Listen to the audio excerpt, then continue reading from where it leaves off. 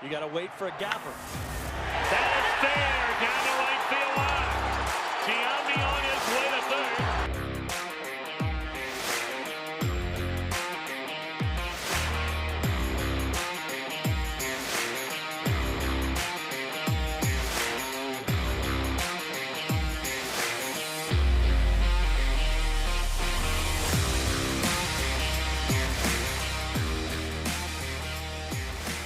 And they're going to wave him around. The throw misses a cutoff man. Shot into the plate. Out of the plate. Derek Jeter with one of the most unbelievable plays you will ever see by a shortstop.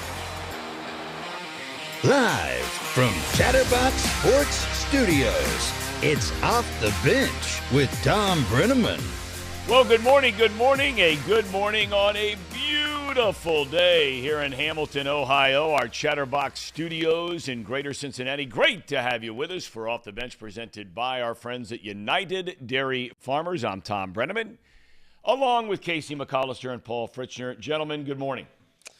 Good morning, Tom. Tom, how are you today? I'm doing great. Doing great, other than having to go get a windshield fixed. That's a crazy story. Yeah, go to a high school lacrosse game last night. Come back out, car's got a shattered windshield. This is a whodunit. Who did it? It's a game of Clue. Well, I can promise you one thing. Uh-oh. I'm no Alvin Bragg when it comes to letting guys off the hook. That I can tell you. We shall see. We come your way Monday through Friday, 10 a.m. to high noon Eastern Time. You can follow us on YouTube. Many already there by the thousands. Join our Chatterbox Sports page. Get in the chat. We'd love to hear from you. We have new people jumping on every single day. We also stream live. Are we still on or not anymore Facebook? Not today. Not today. Okay, but most of the time we are. And if you want to join us in podcast form, just search Off the Bench with Thom Brennaman. You are dialed in. Well, the Reds played a decisive game in a 3-game series against Tampa Bay yesterday afternoon. It did not go well. Not for the offense, not for starter Levi Stout in his Major League debut, and not good for David Bell, who is ejected from a game for the first time this season. You start with the offense. They've now gone 18 innings without a run, as the team was shut out for the second straight day. 8-0 yesterday, the final. The Reds had all of 5 hits in the game. Levi Stout, the 14th-ranked prospect in the Reds organization, allowed 6 runs in the first inning of his big league debut, went 4 innings, allowed 7 runs. And Bell got thrown out after a number of pitches were nearly drilling his batters. He got upset about it, and adios. The Reds are back at it tonight. I think tonight is a very interesting series. 4 games in Pittsburgh. Now, I know this is a series. It's not going to blow up the television ratings. Of course not. But Pittsburgh is playing very well right now. They're 12-7. They've won 3 games in a row. And let's face it, the Reds and the Pirates are basically the same. They're basically the same. They're not spending any money. They have a bunch of young guys, right? One team's playing well, and the other team's not. Luke Weaver will face Roansy Contreras in Game 1 tonight. First pitch at 6:35. And I would imagine in Pittsburgh, gentlemen, Tickets are available. did you hear about this strike that's going to occur in Pittsburgh? No. The ticket takers, the concessionaires, right? Yeah. Ushers, Yep. they're all going on strike. Huh. Just why? Just money or benefits? Well, or it's always everything? money. Always money. Always. When somebody's striking, they're not striking because you talked poorly to their child. Wow. It's all about the cash. And we'll see if there's anything to that. Mets right-hander, future Hall of Famer Max Scherzer was ejected in the 4th inning of last night's game, Dodgers and the Mets, after umpires repeatedly were checking his hand and his glove for a sticky substance. Turns out it was rosin, which Scherzer said in no way, shape, or form was it there, and he was trying to cheat. Scherzer faces an automatic 10-game suspension. We'll see how it plays out. The Oakland Athletics have signed a binding agreement to purchase land right near the Las Vegas Strip, where they intend to construct a major league ballpark, retractable dome, only 35,000 seats. The team hopes to break ground in the next year and move to their new home by 2027. I did not know that had been approved for sure. Did you guys know that? I guess I didn't know it as surely as this and the headline you just read, but I knew that it was almost 100% going to happen. I guess maybe not a guarantee, but I knew that was likely going to happen. What do we think the name of this new team is? You don't think it's just You think they move the Athletics? They're the Las Vegas Athletics, or do they create a new name? No, new name. Well, so you'd think the Las Vegas Aces, but that's already a team. How about the Strip? That would go over well. Las Vegas Strip. Oh, yeah. I mean, think of all the things you could do for marketing there. I mean, there are hockey teams, right, that have a, without an S, like plural, right? Yeah. You got the Wild and teams like that. Yeah. Why not? The Las Vegas Strip. When I was in Vegas last January, they have, the Top Golf in Las Vegas? Oh, it's yeah. like a 4-tiered. Well, on the top tier, you have to be 21 or up because it's like the girls. It's like a nightclub. Yeah, it's like a nightclub. Right. I don't want to say it's like a Hooters. That's a bad comparison. But the girls dress differently on the fourth floor. So we were playing on the set. It was like 10 in the morning. Were you on the fourth floor? We were not. Not at 10 in the morning. We were playing on the It's set. Vegas. 10 in the morning is the same as 10 at night. Yeah, you're right. But there wasn't that many people. We were on the second floor. It was like 10 in the morning. We were recovering from the night before. And we're just hitting some golf balls, just trying to get the day going. Our server comes up, and I had told him that I had worked at Topgolf. This was like right after I had stopped working at Topgolf here in Westchester. So our server comes up, and he goes, He? Yeah, it was a he. Nice guy, younger guy. Couldn't have been older than 18. And he comes up, and he goes, so where do you work? I said, the one in Ohio, Cincinnati. He goes, you have any model bay hosts in Cincinnati? I said, what? He goes, like the fourth floor. They dress a little differently up there on the fourth floor. The girls do. I said, no, we don't have any of that here in Cincinnati. Especially up here in Westchester. That ain't happening. That ain't happening. Yeah. NBA Dylan Brooks says he likes poking the bear. And this got to do some serious trash talking, right? He did plenty of that last night. Exchanging words with Lakers star LeBron James in the 103-93 win for Memphis. That series even at one game apiece. Brooks said James called him dumb when he picked up a fourth foul in the game. He's in foul trouble the whole game.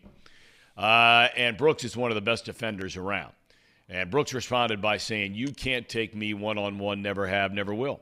So a little intrigue there in that series. The Milwaukee Bucks, without Giannis, rolled over Miami 138-122. That series at 1-1. The top seed in the West is Denver, and they are having no trouble with Minnesota. Nuggets won Game 2, 122-113. Denver up 2 games to none. Now tonight, Philly's trying to go up 3-0 on Brooklyn. The defending champion Warriors already down 2-0. Come back home for Game 3 against Sacramento.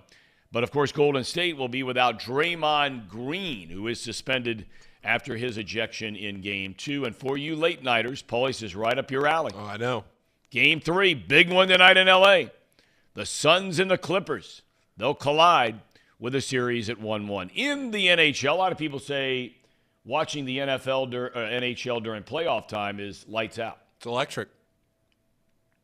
Well, the best team of all time in the regular season, that would be the Boston Bruins this year, are suddenly in a battle in the opening round of the playoffs. The Florida Panthers drilled the Bruins last night, 6-3. That's a best of 7. They're at 1-1. Other winners last night saw Carolina go up 2-0 on the New York Islanders. The Stars beat the Wild, Oilers over the Kings, both those series at 1-1. And lastly, Joe Mixon pleaded not guilty to a menacing charge in Hamilton County Court. Mixon was later seen at the Bengals practice facility getting his workouts in. Wouldn't talk about the case. He did say he's looking forward to playing for the Bengals this season. Coming up on the show today, lots of football talk. Matthew Paris from the Washington Times will join us to talk about the Commanders and the sale of that franchise. Your guy no longer there. My guy, out of town. See ya.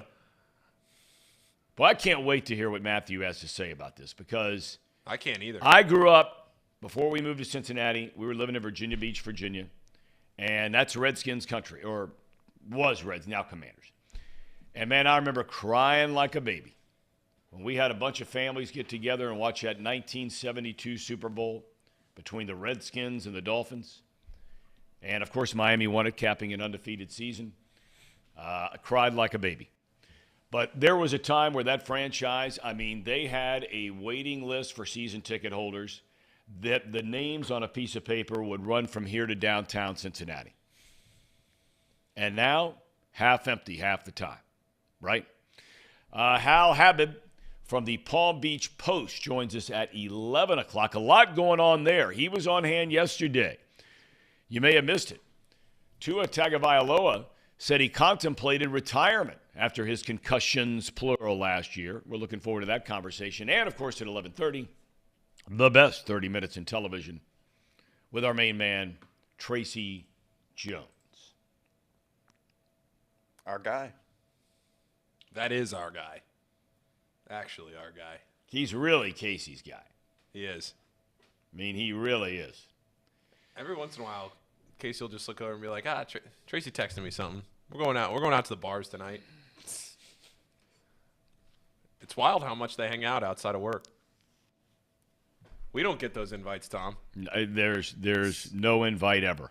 It's no. an exclusive club. I just go home. I twiddle my thumbs. Tom goes home. He watches lacrosse. Casey's going out on the town with Tracy Jones. Call Safe Light. Calling Safe Light. I've called Safe Light many times. Have you? They'll take care of you. I just called him a couple months ago. Get Jackie all squared away. Jackie, I mean, she's hanging on. That's like putting earrings on a hog, fixing the windshield. I mean, you got some issues down in the belly there. You know what I mean? Oh, I know what you mean. How's Jackie running, by the way? God, you were saying that she was right on the brink, trip by trip. That's been 3-4 months ago now. Well, the check engine light's still on. So I took it to the mechanic, and they said you can get a used car or, get a new vehicle, which is why I came in here and started talking to you guys about it. And then they said the alternative is we put a little work into it and just basically drive it into the ground, and that's what I'm doing. Yeah, but I mean, are you – look, we've all had cars throughout our lives at one point or another that are basically where you are. All of us have been there, okay? Well, maybe not a lot of your friends at that elitist high school where you grew up, but car I'm driving around in high school, college, stuff like that. I mean, it was hit or miss, right? I drove a minivan. Well, of course you did. But so in other words, you have prepared yourself mentally for driving down the road by the grace of God. It's not something that all of a sudden happens and, now you're, you know what I'm saying. Yeah. But you're prepared that at any point in time, when you turn the engine on in the parking lot across the street here in downtown Hamilton, driving back home or going to Miami or going wherever you're going, right, that all of a sudden you could just be sitting there. Oh, yeah. I'm hoping that doesn't happen until at least the fall or maybe next year. But it could happen today. We'll see. It's always an adventure when I get in the car and I'm driving home because the check engine light's on. Reed's been pretty good about helping me out with that. Got that little sensor. Yeah. Plug-in. I mean, the chat is blowing up on Paul. Well, they've got you figured out. Big League Paul. Paul screams They Tesla. said, Everett says you would think Paul would be driving a Beamer, an Audi, or a Volkswagen. Sir Boy Wonder says Paul screams Tesla. And the player formerly known as Mouse Cop says BLP. That would be Big League Paul for those of you new to the program. Only drives Benzes. Big League Paul, you got a reputation to uphold here, Paulie. I know. We'll see what the next car is. Hopefully it's not a clunker. Well, no, your next one is not going to be a clunker because we got people who are willing to help you out. That's true. not going to happen. That's true. We will make sure. Very true. Okay. Let's talk about the Reds real quick. We were talking before the show, and I'm not going to get into the whole Levi Stout. I mean, for crying out loud, it's a kid's first major league game. You know he's nervous.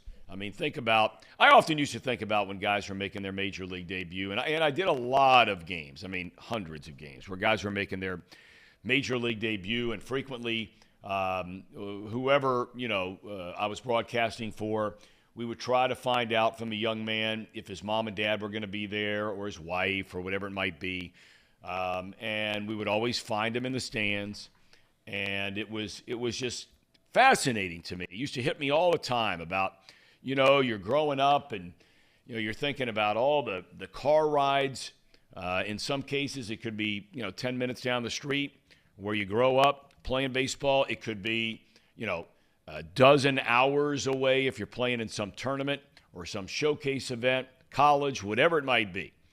And to think what the emotion must be like when you're told you're going to the big leagues, and now all of a sudden here comes that day.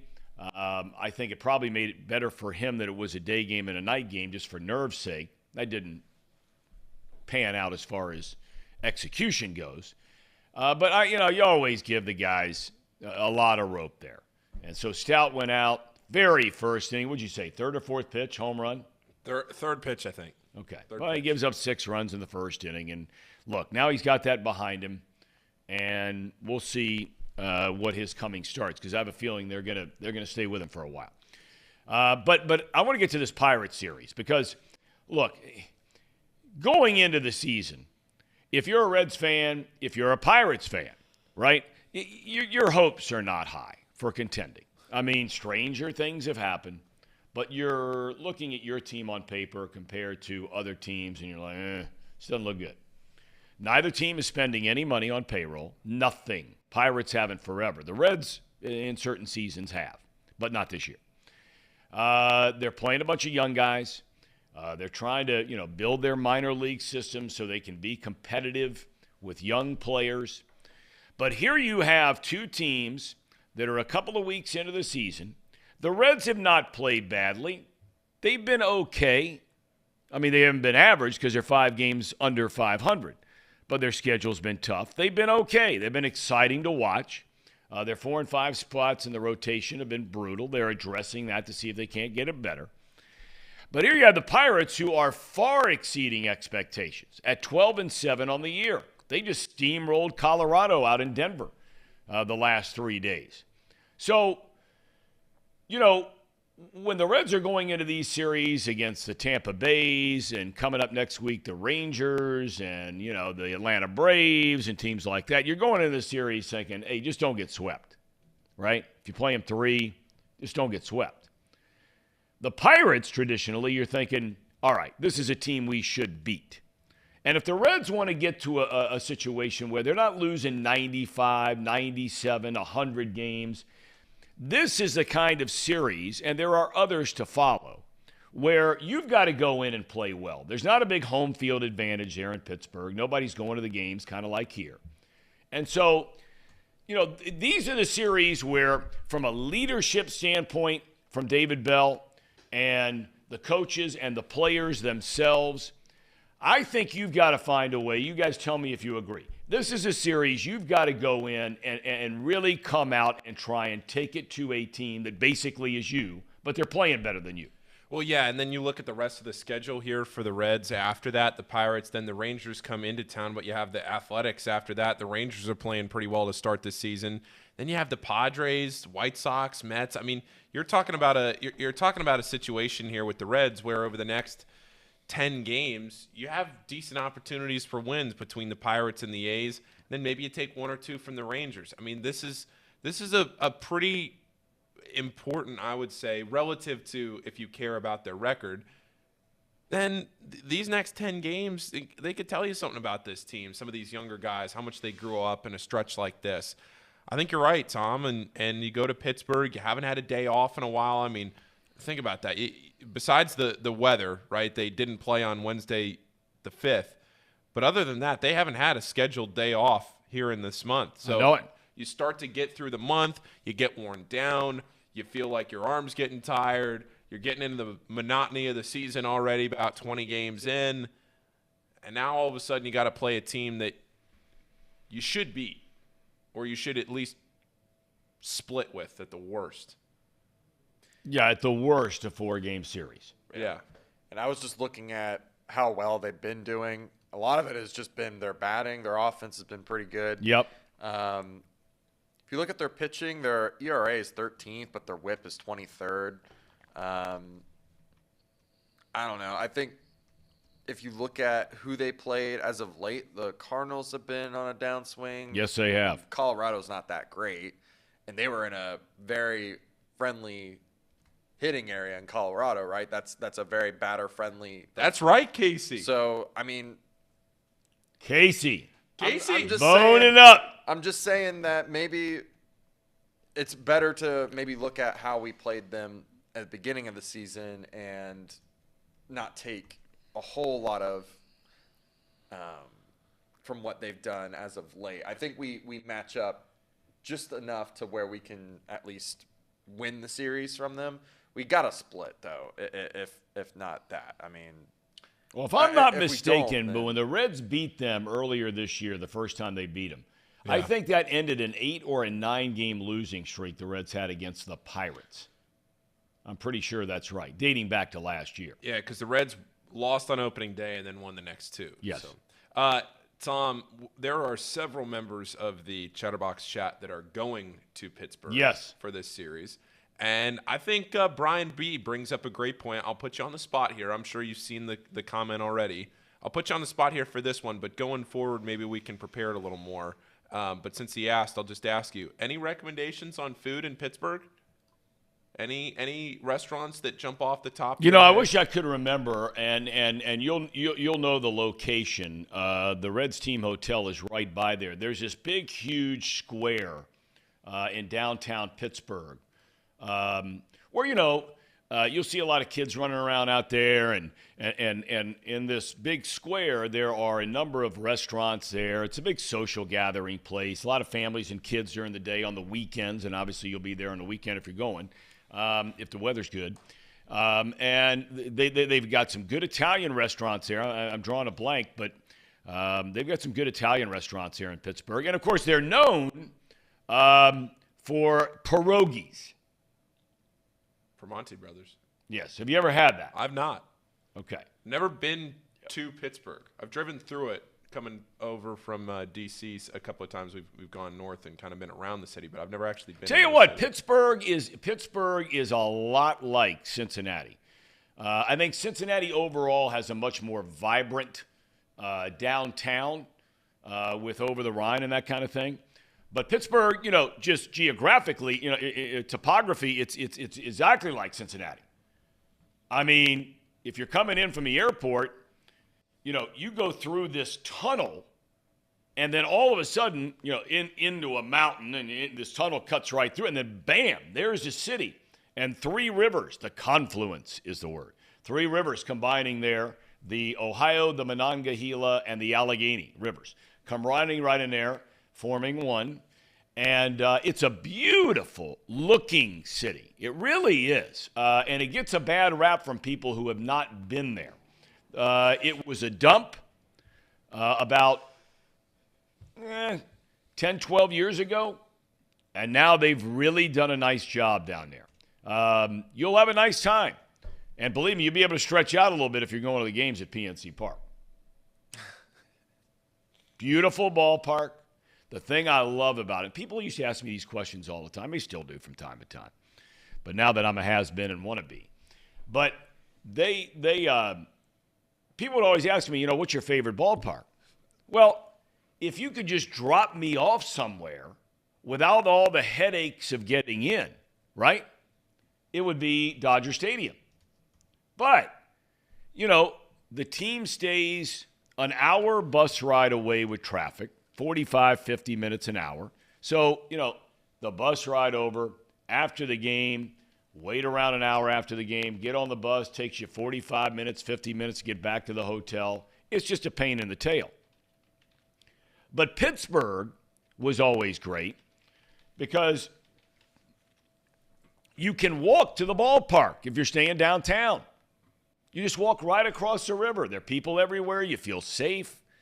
You can walk right across the river, go to the ballpark. Maybe you're staying on the same side. They have like 4 or 5 very affordable hotels that they built right next to the ballpark, like Embassy Suites and stuff like that, where you can walk out the door of the ballpark and walk right into your hotel. And they got a bunch of great bars around there. And so, I give Pittsburgh relatively high marks. I think it's an easy place to go watch baseball without a bunch of headaches, right? Everybody wants to go to Wrigley, but, man, there's some headaches. Getting there, getting home, or your hotel, or whatever it might be. St. Louis used to be like that. But now that city is so ravaged in crime that the teams don't even stay downtown. And they have 4 or 5 very nice hotels right outside that ballpark.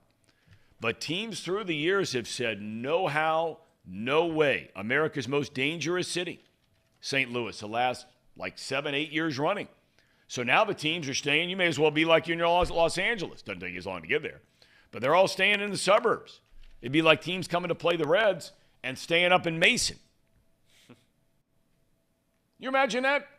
That's hard to imagine. Yeah, and I think Pittsburgh, the other thing they have, the one thing they do have that is better than Cincinnati, I will say this, as far as their downtown goes, is they have a lot more retail in downtown Pittsburgh. So if you like shopping, they have found a way to keep some retail downtown, which we have not in Cincinnati. So coming up in about 4 minutes, we got Matt Paris from the Washington Times to talk about Paul's Washington Commanders. Yeah. Are you still a fan of the Commanders? Are you serious? Are you a big fan of the? Did you grow up a big fan? I genuinely hated Dan Snyder so much that I've never in my life been even remotely a Commanders fan. No. It was always the Bengals, but the problem, again, like I've always said, the problem with the Bengals was I could never watch the games. I saw 2 games a year. It was when the Ravens came to town. So, had to follow them from afar. But, Commanders, Casey, what do you think? No chance. I don't know. I hope that maybe this brings stability to the franchise because you were talking about it before, and there's a lot of history with Commanders. Yes, there is. Formerly the Redskins. It was arguably the best franchise in the NFL. Right. The best for a was. solid 30, 40 years under Jack Kent Cook. Yeah, and it just doesn't get talked about at all. Like when you talk about NFL history, people just completely forget about their stint when they were dominant. I mean, they had 4, 5 Super Bowls? Yep. And man, great teams. Joe Gibbs. That's yeah. a leader of men. That's a real leader of men, Joe Gibbs. Yeah, and I'm just hoping that maybe this will maybe get him back in a spot where their fans deserve to be. They've been through, I would say, like the worst, maybe the second worst, because the Browns are probably the worst, but the second worst out of any professional sporting team that I know of to go through a just total incompetence. Total incompetence. Miserable millennium. Like ever since 2000. I don't know about the 90s. I didn't probably since then too. But No, 90s they were all 90s right. they won a Super Bowl in 92 or 93. Yep, they were all right. yeah, so just this millennium has been horrific for them. Well, it's just since Dan Snyder's taken over. It's quite honestly, it's like you just draw a parallel between when Dan Snyder bought the team and the success of the team, and it's gone squarely downhill. You're right. They've done retread quarterbacks. They got Donovan McNabb. Then RG3 got hurt because they didn't want to invest in a field. Joe Burrow tears his ACL on that field. I mean, it's been like that. The ownership, the field, the stadium. They build the stadium out in Maryland, not even close to the city. Yeah, I mean, you talk about a place that is just, you say to yourself, and I'm sure it had to do with the price of land and all that kind of thing, but golly day, you talk about a place hard to get to now. Oh, where they play? FedEx Field. It's awful. It's brutal. I mean, it's just brutal. They used to be right there in D.C., RFK Stadium. The stands would be moving. right? Did you ever do a game there? Oh, yeah, many games. I did a game there where Boomer Esiason, as an Arizona Cardinal, I believe it was a single-game record at the time, threw for like 535 yards or something. It was insane. Yeah. That place was rocking back in the Oh, man. We used to go in there. You knew. I've done a lot of games in that place. Baseball and football.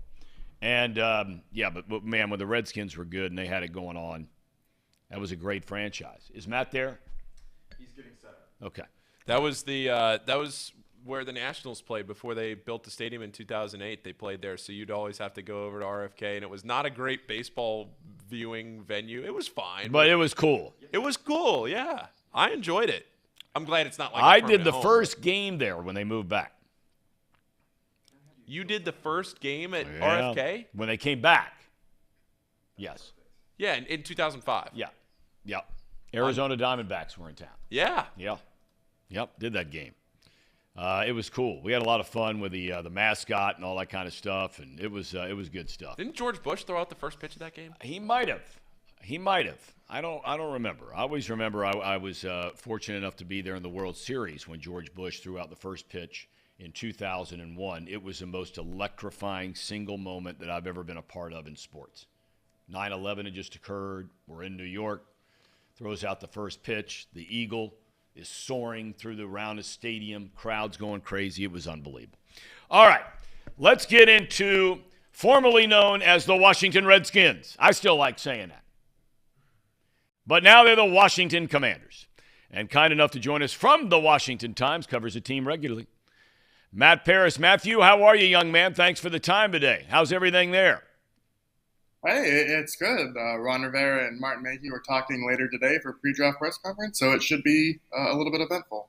All right. Well, you've had lots of eventful moments in the last number of years there covering the Commanders. But let's start with the most recent and by far the biggest news in the NFL, and that would be the sale of the franchise. Look, it's easy for us to sit here in Cincinnati or anywhere else and talk about Daniel Snyder and this and that and everything else. I have to believe the reception to this news has been extraordinarily positive. Is that safe to say? Yeah, I mean, the Nats won a world title in 2019. The Caps won a title in 2018. There's technically no parade quite yet, but people are just as excited, I think, about that as they are about, teams winning a championship. At the end of the day, now look, you can have the investigations that have gone on, and whether it be sexual harassment, any number of things. I don't want to get into that. But at the end of the day, what did Daniel Snyder do or have a part in doing that led to a lack of success on the field? Because I was always struck that Snyder wasn't a guy that was afraid to spend money and try to make the team better. Well, very early on in his tenure, he made a mistake of trying to influence what quarterbacks to play. I think they had Brad Johnson on the roster, and he wanted Jeff George to play. That was a mistake. He came in and fired Charlie Casserly right away, who had built up that roster. 99 was maybe their best team he's had in his time over the 24 seasons. But, he's just been very influential. It's not really a positive culture. So many coaches talk about that, but if the guy at the top isn't setting that, I do think that kind of trickles down. And then, they just missed on a lot of big moves. Like you look at 2019, then taking Dwayne Haskins in the first round, that's supposed to be the quarterback of the future. Well, that was a very Dan Snyder-driven pick, and it set them back the next few years. All right. I'm not so sure there's a guy that I've ever met in the NFL, in life in general for that matter, and tell me if you agree with this, but through all the chaos that has gone on around his team and the franchise, I can't think of a better guy or a guy that I would want more to try and at least keep the ship from sinking than Ron Rivera. Your impressions of him? I think the world of the guy. I haven't been around him now for a couple of years, but is that a safe statement that he's that kind of guy and has been? Yeah, totally. I mean, it's hard to imagine where this franchise would be without him. I think we lost his internet there for a second. You might be getting a call. What's that? That's on his laptop, so I'm not sure if we just lost him. Okay, we'll see if we can get it back. You have his email, right? Yep. Okay, we'll see if we can get him back. Yeah, we got lots to get into with him about Rivera, about the quarterback situation, which we're going to get to here in a second because, you know, they tried all kinds of guys back there, including last year. It was a revolving door around there. And now they're going to go with – they brought in Jacoby Brissett. I'm not so sure if they brought him in to be a starter or whether they've just committed to Sam Howell, the kid out of North Carolina. We've got Matthew back. Matthew, you were starting to say about Ron Rivera, your thoughts on him and how he's tried to, you know, kind of hold it all together. Yeah, I mean, he's dealt with so much in Washington, from his personal cancer battle to kind of one scandal after next. And, you know, Ron Rivera is very military driven. He comes from a military family, and he's kind of tried to instill some of those values into Washington. You know, they haven't been the most successful team on the field, but they have generally stayed together as a locker room. They have a lot of great guys in that locker room, and I think that's kind of a reflection of what Rivera looks for. And in terms of kind of the culture that he's tried to set there, I do think it is pretty strong. The quarterback. We were talking about that after we lost you for a second. Is Sam Howell going to be the guy? I mean, is he the guy? They brought in Brissett, who had a pretty decent year in Cleveland. But is Howell the guy they're committing to be the starter? Yeah, they haven't committed to White yet. They call him QB1. He's going to get every chance in OTAs. But basically kind of what they mean by that is unless Sam Howell blows it in training camp, unless he struggles in the preseason pretty mightily, you know, he's going to get every chance to be the full-time starter. I think they would like him to outright win the job. And, you know, it is a little bit of a risk because he was a fifth-round pick last year. But, you know, he did start that one game at the season finale and impressed. What was it about Howell that led to him not being drafted until the fifth round? Because, you know, in North Carolina, this guy put up some pretty big numbers. He did. I mean, he had some incredible games down there on a so-so team. Why did he last until the fifth round, do you think? Yeah, well, one, it was a weak quarterback draft. I don't think that helped. You know, none of those teams really felt like they needed a quarterback from that particular draft. If he had come out maybe a year or two earlier, he would have probably gone a lot higher. You know, Washington actually had a higher grade on him. Now, of course, it doesn't really matter what pre-grade draft you have. It's where you take him. But they were thrilled to get him in the fifth round. They thought it was an absolute steal. And I guess they'll try and prove that out, whether that's true over this coming season. But, you know, they couldn't have been happier to land him, even though they brought in Carson Wentz to be their starter, and that didn't work out. As far as skill position players, I mean, he's got guys that can make plays, starting with a kid went to school up the road here in Terry McLaurin. I mean, they've got some nice pieces there. Is the question the offensive line? Yes. Yeah, I mean, for next week's draft, that's kind of the position that everyone's circling for, probably where they'll go in the first round. They've already tried to remodel it this offseason by signing former Kansas City Chiefs right tackle Andrew Wiley. They brought in Nick Gates, the center from the Giants. So, you know, this was a line that was actually really strong in 2021. They were one of the best lines in football, and they regressed heavily last year. They lost some key pieces like Brandon Sheriff, and they were unable to replace him adequately anyway. And so, you know, they're looking to kind of overhaul it this offseason, and they hope the offense in general will be better because they got Eric Bieniemy as their offensive coordinator. Yeah, I wanted to ask you about him a little bit, and I'm sure you've had a chance to talk to him a couple of times since he got the job. Do you think for Bieniemy, and I'm not asking you to get Freudian here and try to get in a guy's mind, but do you think that he needed to get out of the shadow of Andy Reid and now kind of be his quote-unquote own man in D.C. where he really, truly will be running the offense? Yeah, I do. I think that. I mean, for reasons fairly or unfairly, he was labeled in Andy Reid's shadow there. You know, Ron Rivera is really giving him the tools to, you know, come in and call plays and dictate the offense and kind of run his own system. Now, I think that system will look a lot like what Kansas City had under Andy Reid. They're going to go with that West Coast type of style. But, this is Eric Bieniemy's chance to kind of prove to the other NFL teams that, he can competently run one side of the ball or, kind of be a leaders of men. If you watched the second of his opening press conference, that sounded much more like a head coaching press conference than it did one for an offensive coordinator. So he's been wanting this moment for a while, I think, and now he's going to get his opportunity to do so. All right, on the defensive side of the ball, again, there are some good players over there, especially along that defensive line. They've got some difference makers as far as players are concerned there. What are the overall strengths and weaknesses and or needs of the defense going into the draft? Yeah, the strengths are at the defensive line, as you re-signed Jerome, pretty big deal this offseason. They already have under a long-term contract. Those are their two defensive tackles. On the edge, they have Montez Sweat and Chase Young. Really, their weaknesses where they need to kind of add help are cornerback. I think that's also a strong possibility in the first round. They don't really have that kind of true lockdown outside corner on the roster. And then a linebacker that could use some help as well, because Jamin Davis is really their only solid kind of piece up in the middle, but they kind of want that Mike linebacker to call plays. Davis is a little bit more effective when he's an outside kind of roamer. So, they're looking for someone to come in, and we'll see how the draft shakes out. But this overall, a very strong group, a much more of a return to form in 2022 after a disappointing letdown in 21. Last question.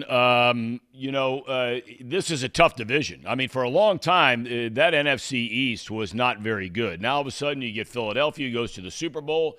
Dallas won more than 10 games this season. Dallas is Dallas, that whole kind of thing. Giants, of course, went to the playoffs. What do you think is a realistic expectation for the Commanders this season? They're probably somewhere where they've been, and that's 10, 8, 9, and 8. They're going to. I know the expectation that the roster that's ready to win now. They expect to be in the playoffs. If they don't make the playoffs with the ownership change, it's very easy to see Ron Rivera losing his job. But this is a group that has to win now. Whether they're set up to do that and whether they can, I think is going to a lot come down to their quarterback situation. Whether Sam Howell can be that guy. Yeah, I think you're right. All right, Matthew, we cannot thank you enough for your time today. Have a great weekend. Yeah, thank you, and sorry for the time. Oh, no problem. No problem. Matthew Paris, kind enough to join us from the Washington Times. He covers the Commanders. I was curious about that whole Sam Howell thing. Did you guys watch much of him at North Carolina? Oh, a little bit. I mean, this guy's slinging the ball, 300, 350, 400 yards, whole 9 yards. A lot of talk about him coming out of the draft. I was stunned that he lasted until the 5th round. Casey, did you watch him much? Because you're a big guy that gets into draft stuff. Yeah, I did not study deep film on him. I do know that I thought it was interesting when they did decide to take him. That he wasn't picked up later because he had a really, really good season one year, and then he had a down season at North Carolina. I think they actually, now I think about it, they picked someone from North Carolina the year before that at receiver. I can't remember the kid's name. Yeah, you're right. But they somewhat reunited the two together, if I'm not mistaken.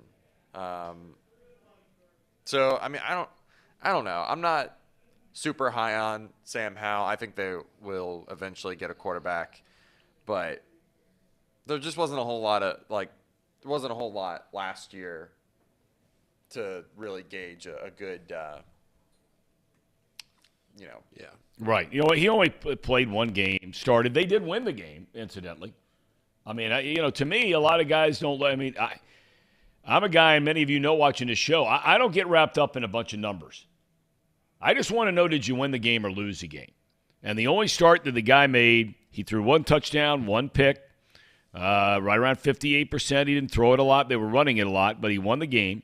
The thing I do like about him is that very high completion percentage, Mark. His touchdown to interception ratio in college was 92-23. So, that's really good. And he was a 3-year starter. We've had Brian Billick on this program before and talked a lot about, I go back to Achilles Smith. And Brian Billick has said, and it's a chapter in one of his books that he wrote, that he thought Achilles Smith was going to be a great pro. He had all the tools, big, strong, fast, big arm, whole 9 yards.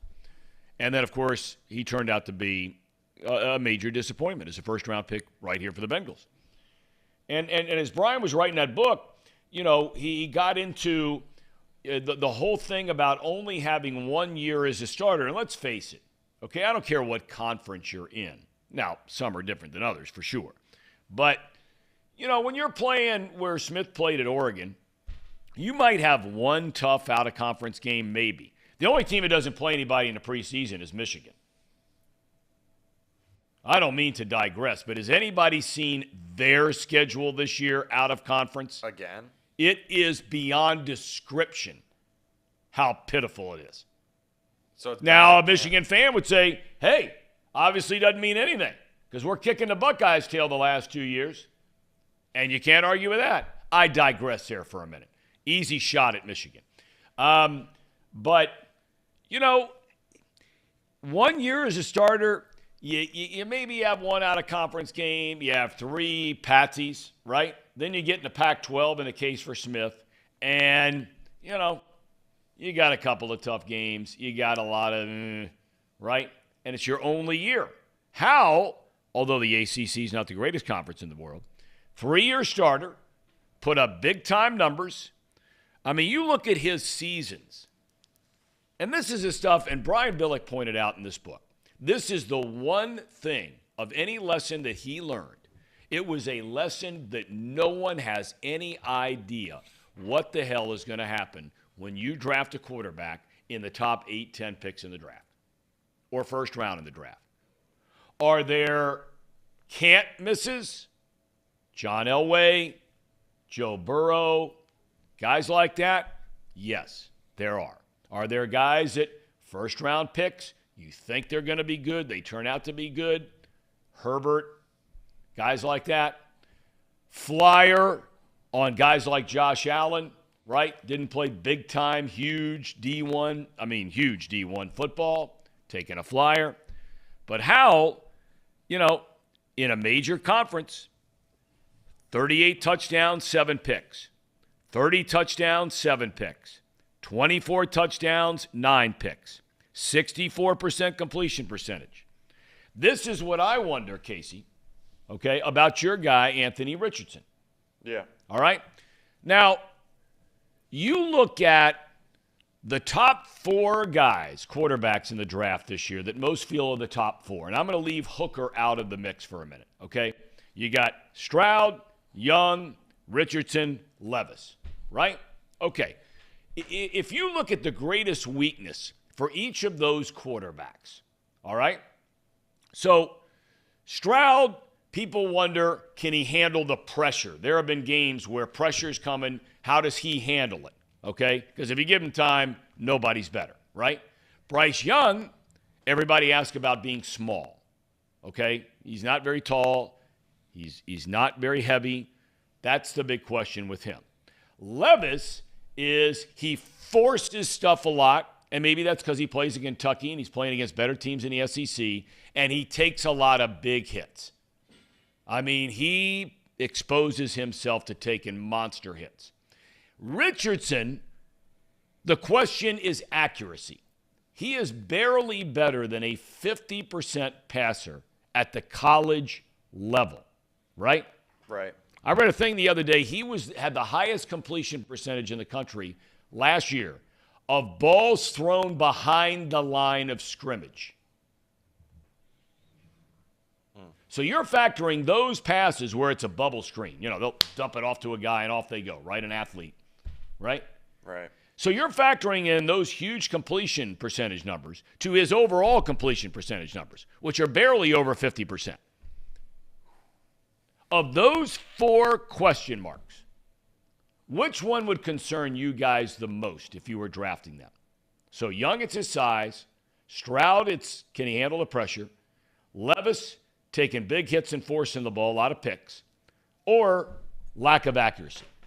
Which one of those four scares you the most if you were drafting? Anthony Richardson, in my mind. I'm with you all the way. Anthony How about Richardson.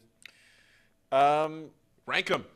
I go scared wise. I'll go Richardson, then Levis, then Stroud, then Bryce Young. You're not worried about his size? I don't think so. He's been small his whole life. Yeah. He's been pretty good. You adapt to it. Yeah. I mean, I think all those are legitimate concerns and dings on their profiles, right? Luckily, we got one of the best prospects to come out in the last, No question. yeah, No doubt. No doubt. I would say Stroud is the least concerned for me, because I think he proved enough in the semi-championship game where it was, all or nothing sort of territory that he could perform under pressure. Yes, that was a big game for him. Yeah. And he was phenomenal. I think Young is my second least concerned. I know I'm kind of going backwards from the most concerned to least concerned here, but Young is my second. Size thing does matter to me, but it just depends on where he goes, right? Third is probably Richardson. Fourth is Levis, because you already know going in with Richardson that he was going to be a project anyways. You already knew that his accuracy was an issue. You have all the raw talent there. It's more about getting him to a point where, he only had 1 year as a starter at Florida. And I think that does hurt some of these guys that have uber amounts of talent like Richardson. And I think it takes a special case, just like with Josh Allen, who had very similar situation where he was just, very inaccurate, but had the strong arm and all the physiques and whatnot. He goes to one of the best quarterback minds right now in the NFL, Brian Dable, who's turned Danny Dimes into at least an average quarterback, and becomes one of the best quarterbacks in the NFL. So I think if you were to get Richardson in a situation where, he has one of the greater offensive quarterbacks minds in the NFL, I think he'll do really well. But, that's a tall task. Levis, to me, when you're forcing stuff, it's really what it reminds me of is Winston. Jameis Winston. Jameis Winston. And sometimes people just don't get over that. They don't get over the turnover bug. And you're already turning it over in college. I don't know. I'm not the biggest fan of that, but I know that there's a lot of product there at UK that didn't really do them any favors. Well, either. there's no doubt about that. I mean, they had a nice year, and they're building a nice program down there, but they're still not running with the big dogs. Yeah, but they're building it up. I give them up. I give it up to Kentucky. I think they're doing a really nice job of their football program. But the bottom line is you cannot have a guy who does not take care of the football. You can't have a guy that's going to turn it over. Right. And Levis turned it over a lot. But I'm with Paul on this one. The accuracy thing would really concern me, because you can have all the best coaches in the world. You can have all the best skill position players in the world. But if a guy's going on a 9-yard slant, or if a guy's going on an out and you got to drop it right over a defender like we see Burrow and Mahomes and these guys do it all the time, the guy who has low completion percentage can make those throws. He doesn't make those throws. All right, before we start talking at length about the Miami Dolphins with Hal Habib from the Palm Beach Post, Ham and Eggers, your time to shine. And Mr. President, please take it away. Lovely. It's that time of the show, the Ham and Eggers. These guys are great. Trust me, I would know. I introduce all the best segments. The Bengals Report is brought to you by Encore Technologies. Encore Technologies provides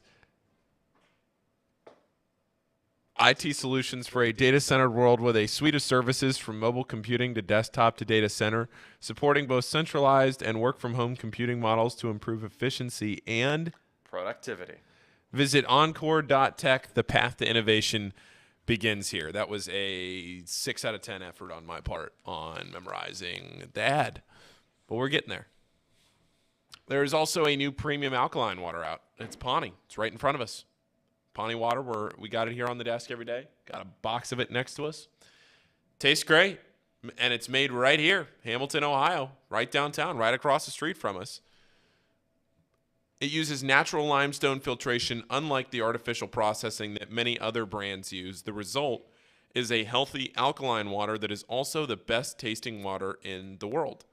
Visit their website at pawneewater.com. That is PAHHNI water.com. PAHHNI water.com to see where you can buy this great tasting water.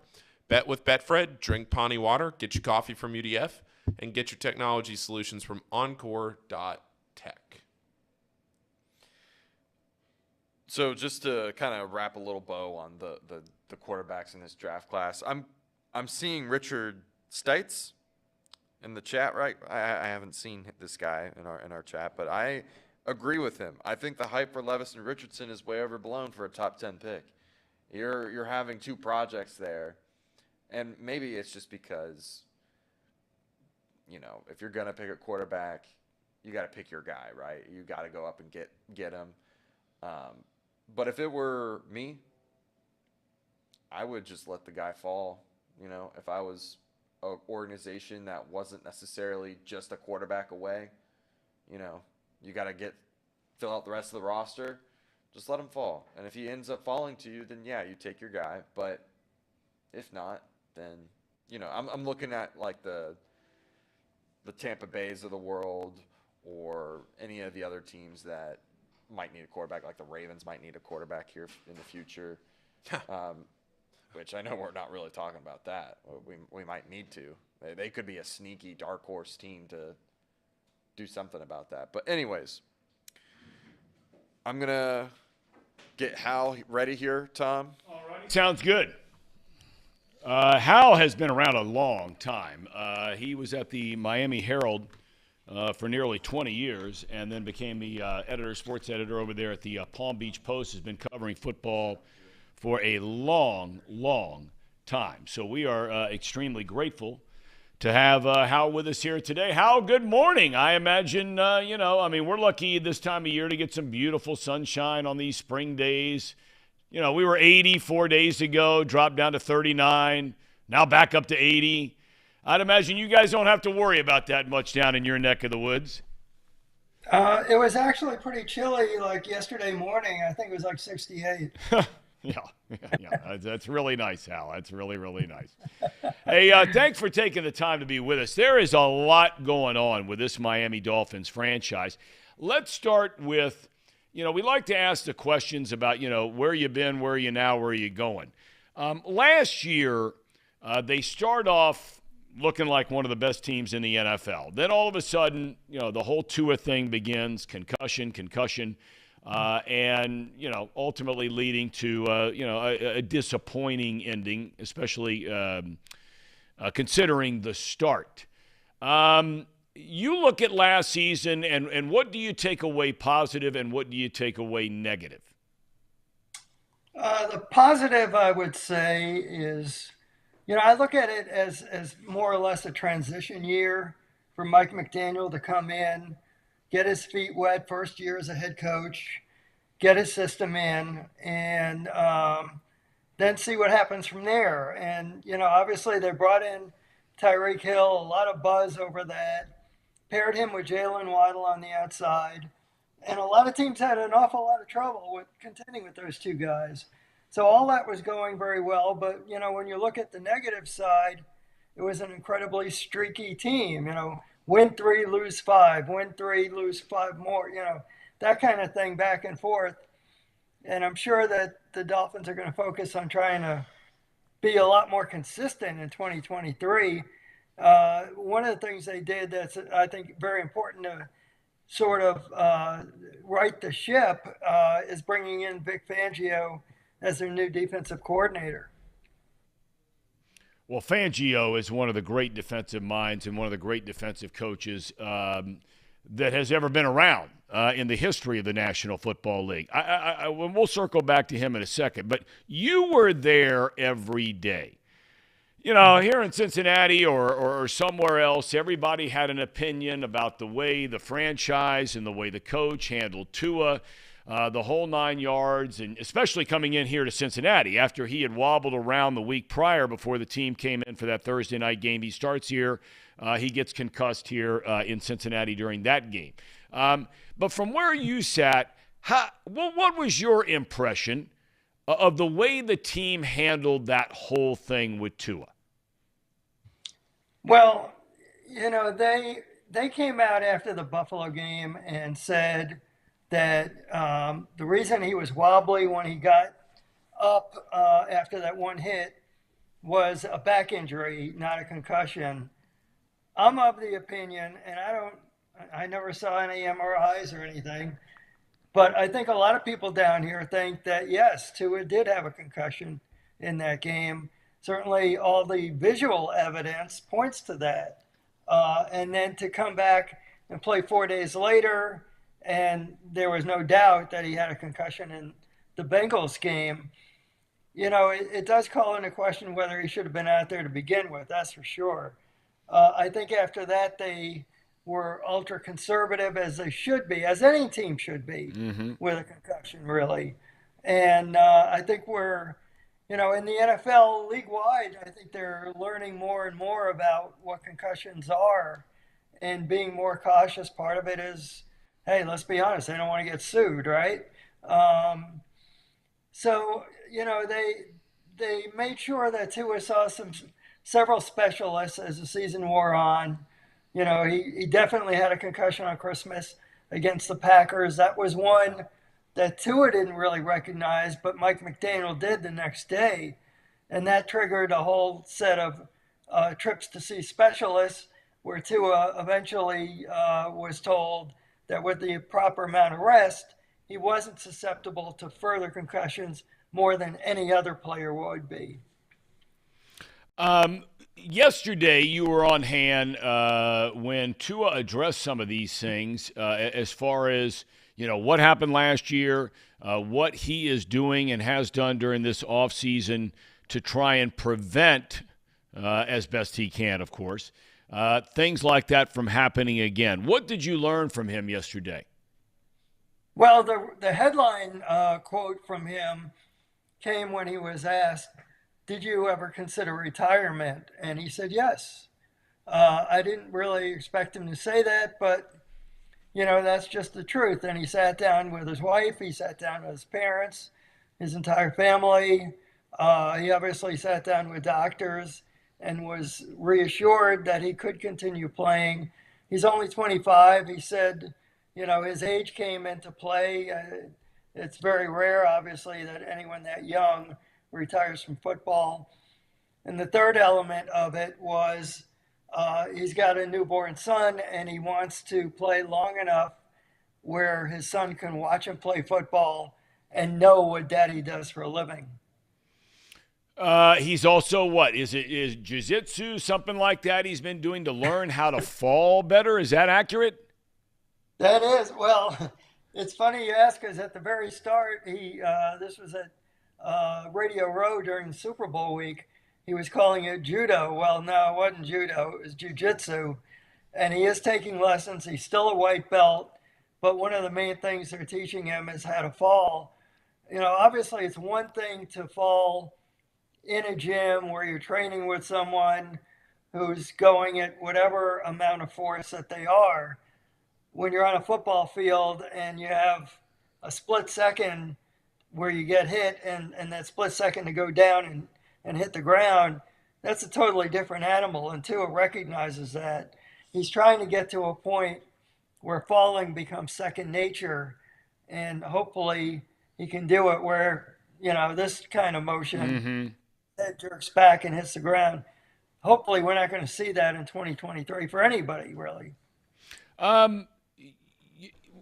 I'm curious, Hal, because you have covered football and followed football for a long, long time. And look, the NFL certainly has its critics, rightfully so.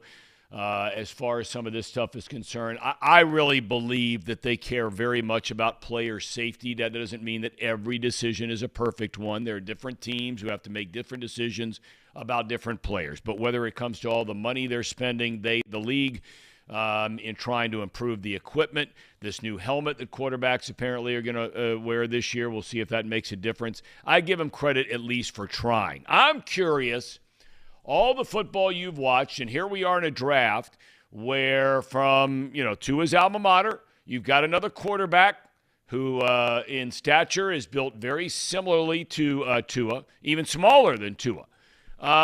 Has his size, which, now he's been injured a number of times, would that scare you off drafting Bryce Young? It might, but, as you were asking the question, Tom, I'm thinking back, Drew Brees wasn't the tallest quarterback. Size doesn't mean everything. I'm reluctant to take one player and relate it to other players because it's not always a direct match. And I'll give you one example of what I'm talking about there. Josh Allen, he came in, was a guy who was not very accurate, and there still are concerns about ball security. I get that. But if you ask most teams, would you like Josh Allen on your team? Obviously, they'd say yes. Well, we're going through the same thing now with Anthony Richardson. And a lot of people have the same questions, and some people are coming up with the same answer. Well, yeah, you got to jump on Richardson because look at Josh Allen. You don't want that to blow up in your face if you bypass the guy. It's hard to know. If this were a perfect world and we knew everything about how guys were going to turn out, including Young, then there would be no mistakes. So, it's the eye of the beholder is a classic example, really.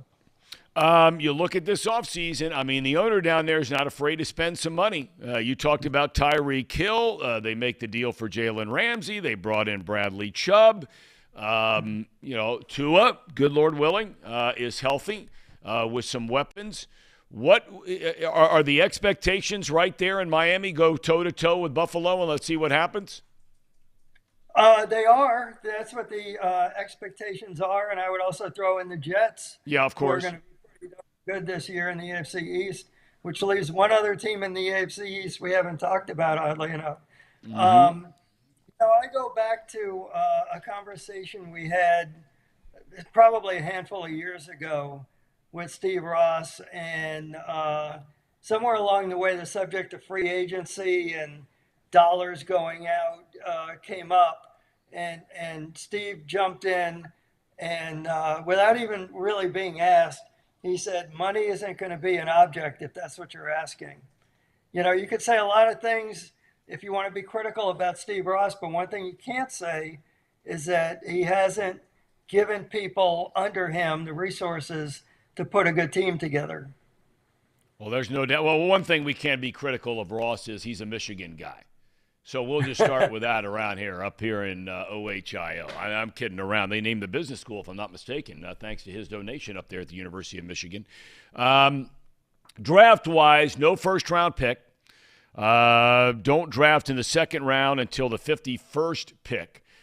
With that in mind, what are the areas they're going to be looking at with the picks that they do have? Well, it's interesting because it's the second year in a row they don't have a first rounder. Chris Greer, the GM, is not shy about trading for and trading away draft picks. At one point, I did the math, and I think he had traded either in or out.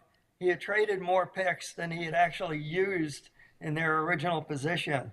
I'm looking at tight end heavily because, Mike Gesicki walked.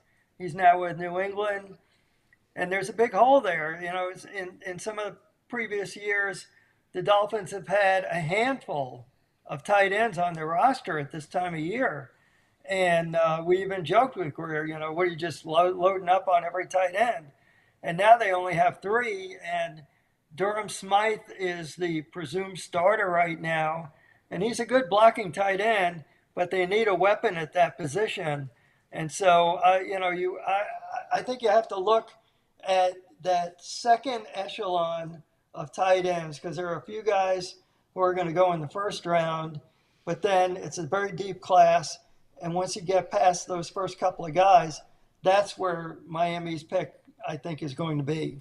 All right. Hal, we can't thank you enough for taking the time to join us this morning, and hopefully we can catch up with you sometime again down the road once the season gets started. Thank you very much.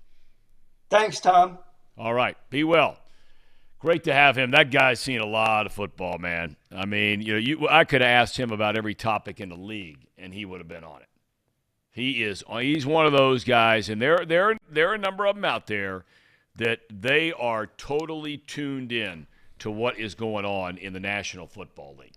I mean, you heard him even just kind of mention one team here in the league we're not talking about here today. He could have talked about Belichick and his situation for an hour.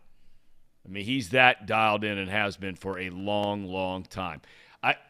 You look at Miami, and we've tried to cover a number of teams leading up to the draft. Got a couple of more tomorrow. We're going to talk about the Eagles and the Steelers tomorrow. Miami's a talented team. They're going about it in a very different way than most other teams. He just mentioned, and I think they're a fascinating team to watch because of the way they're building their team. Most teams go out and try and build it through the draft, and they've done some of that. Tua was a draft pick, for example. But the rest of the team, they're making trades. One of the reasons that he did not mention, one of the reasons they don't have a first-round pick is because they got killed on tampering charges for both Tom Brady and Sean Payton. Yeah. So, it's not like they're just in the habit of giving away first-round draft picks. They got hit hard, rightfully so, by the NFL for the Brady thing 2 years ago, the Payton thing, so on and so forth. But that Miami team that started the year last year when they were healthy, that was an exciting football team. They were piling up points. They got weapons everywhere. Their defense now with Fangio, I think they're a team to watch. Agree or disagree? I agree with you. I think their team is very underrated. I think they will definitely compete for their division. I think if they can just find one more piece to solidify their defense, I think they have true championship quality, a true championship quality roster because that offense, man, it is just deadly. You can't cover Tyreek Hill and Jalen Waddle one-on-one. You just can't. And it just you got to double cover them both, and that leaves everyone else to run around wild and free.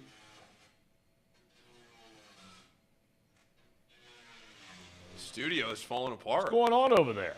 You hear that? You hear that? Do I hear it? I can only hear out of one ear, and I can hear it. I don't know if anyone else in the chat can hear it, but it sounds like there's some construction right above us. We've had a leak above our heads here, so maybe they're fixing the leak finally. Maybe. Well, that was strange. Anyway. All right, I look at that Jalen Ramsey trade, though. Now, they literally are right outside. I can see the workers walking by. There's something going on. They're tearing up the sidewalk, I think it is. They've been fixing all the sidewalks. So that's outside. That's not above us. That's outside? Yes, it's right behind you. Literally right behind you on the other side of that cement block wall. I got to tell you, Ramsey's a guy I would have gone after if I were the Bengals. They say they need cornerback help.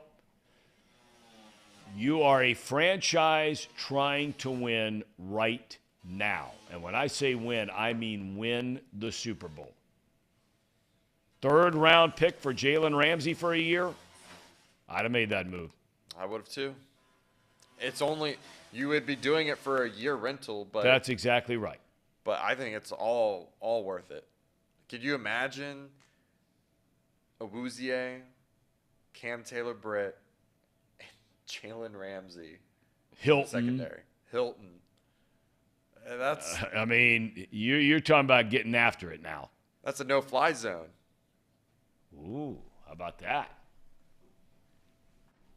I wonder how much the Bengals talk about trades. You know, we talked about that thing yesterday about the proposed trade for every team in the league that was on ESPN.com. It's great piece. And I always wonder, you know, if you're sitting in the Bengals office, there's no doubt someone down there, Duke Tobin or somebody, right, was kind of told about this thing. Do you think those guys ever react to anything like that and say, you know what? I know it's somebody else's idea. God forbid it's a writer's idea because you hate the media, right? But I wonder if they read something like that and they say, wow, that might not be a bad idea. And for those of you that weren't with us, it was basically, you know, the Bengals trade away Jonah Williams and flip-flop picks in the first and third rounds with Tampa Bay. Send Williams down there where he could restart his career. They move up to, I think it was 19th from 28th in the draft, right? And they move up, you know, 11, 10 spots in the third round. Same thing with Tampa Bay's picks. Do you think the Duke Tobin and those guys look at that, or Katie Brown, Blackburn, sit there and they think, not a bad idea? I mean, I would sure hope they would. I think I don't know. I would like to think that they're not that full of themselves to not take advice from other people. That's how I would look at it, as advice. And sometimes when these writers write these trade scenarios, or, you know, they come up with these ideas, some of it is based off of truth. Some of it is based off of some things they've heard around the league. So I don't know. I would at least have thought that maybe they would have contacted Tampa Bay. You know, I'm sure they've gone around the league and talked to every single possible team about a trade for Jonah Williams. But maybe the article is just valuing Jonah Williams more than you know. Yeah, than actually what is real. Yeah, out on the street. Ronnie points out in the chat, said, I believe they should trade Jonah Williams. He has a little value. I definitely think that Jonah Williams has value. He's been a 4-year starter in this league. Last year, he did not start off well. When he played, it wasn't great. We know that. But, again, you know, he played through a dislocated kneecap, didn't miss a snap. He kept grinding, kept playing, shows you he cares. He shows you he cares. We have baseball players coming out of games with a bruised thumb. How about that dude, by the way? I meant to get into this yesterday. How about the hockey player the other night? Did you see that story? 75 stitches? Guy gets whacked in the head. He goes into the locker room. They give him 75. Not 7, not 5, not 15, not 55. 75 stitches. Guess who's coming back? Same game. It's incredible.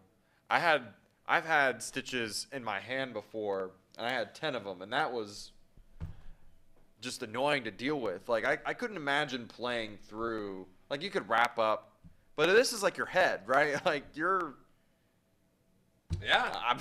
75 stitches in your head is a lot. Hopefully that's a lot, man. I mean, that's a serious open wound. 75 stitches. And he went out there and played some more. That's unbelievable. Real dudes. And I'm not picking on anybody here. I'm going to ask Tracy Jones about it here in a minute. But you look at that, and you look at what Jonah Williams, easy guy to beat up on. Do whatever you want. Say whatever you want. Dislocated kneecap and doesn't miss a snap. Those guys are gamers.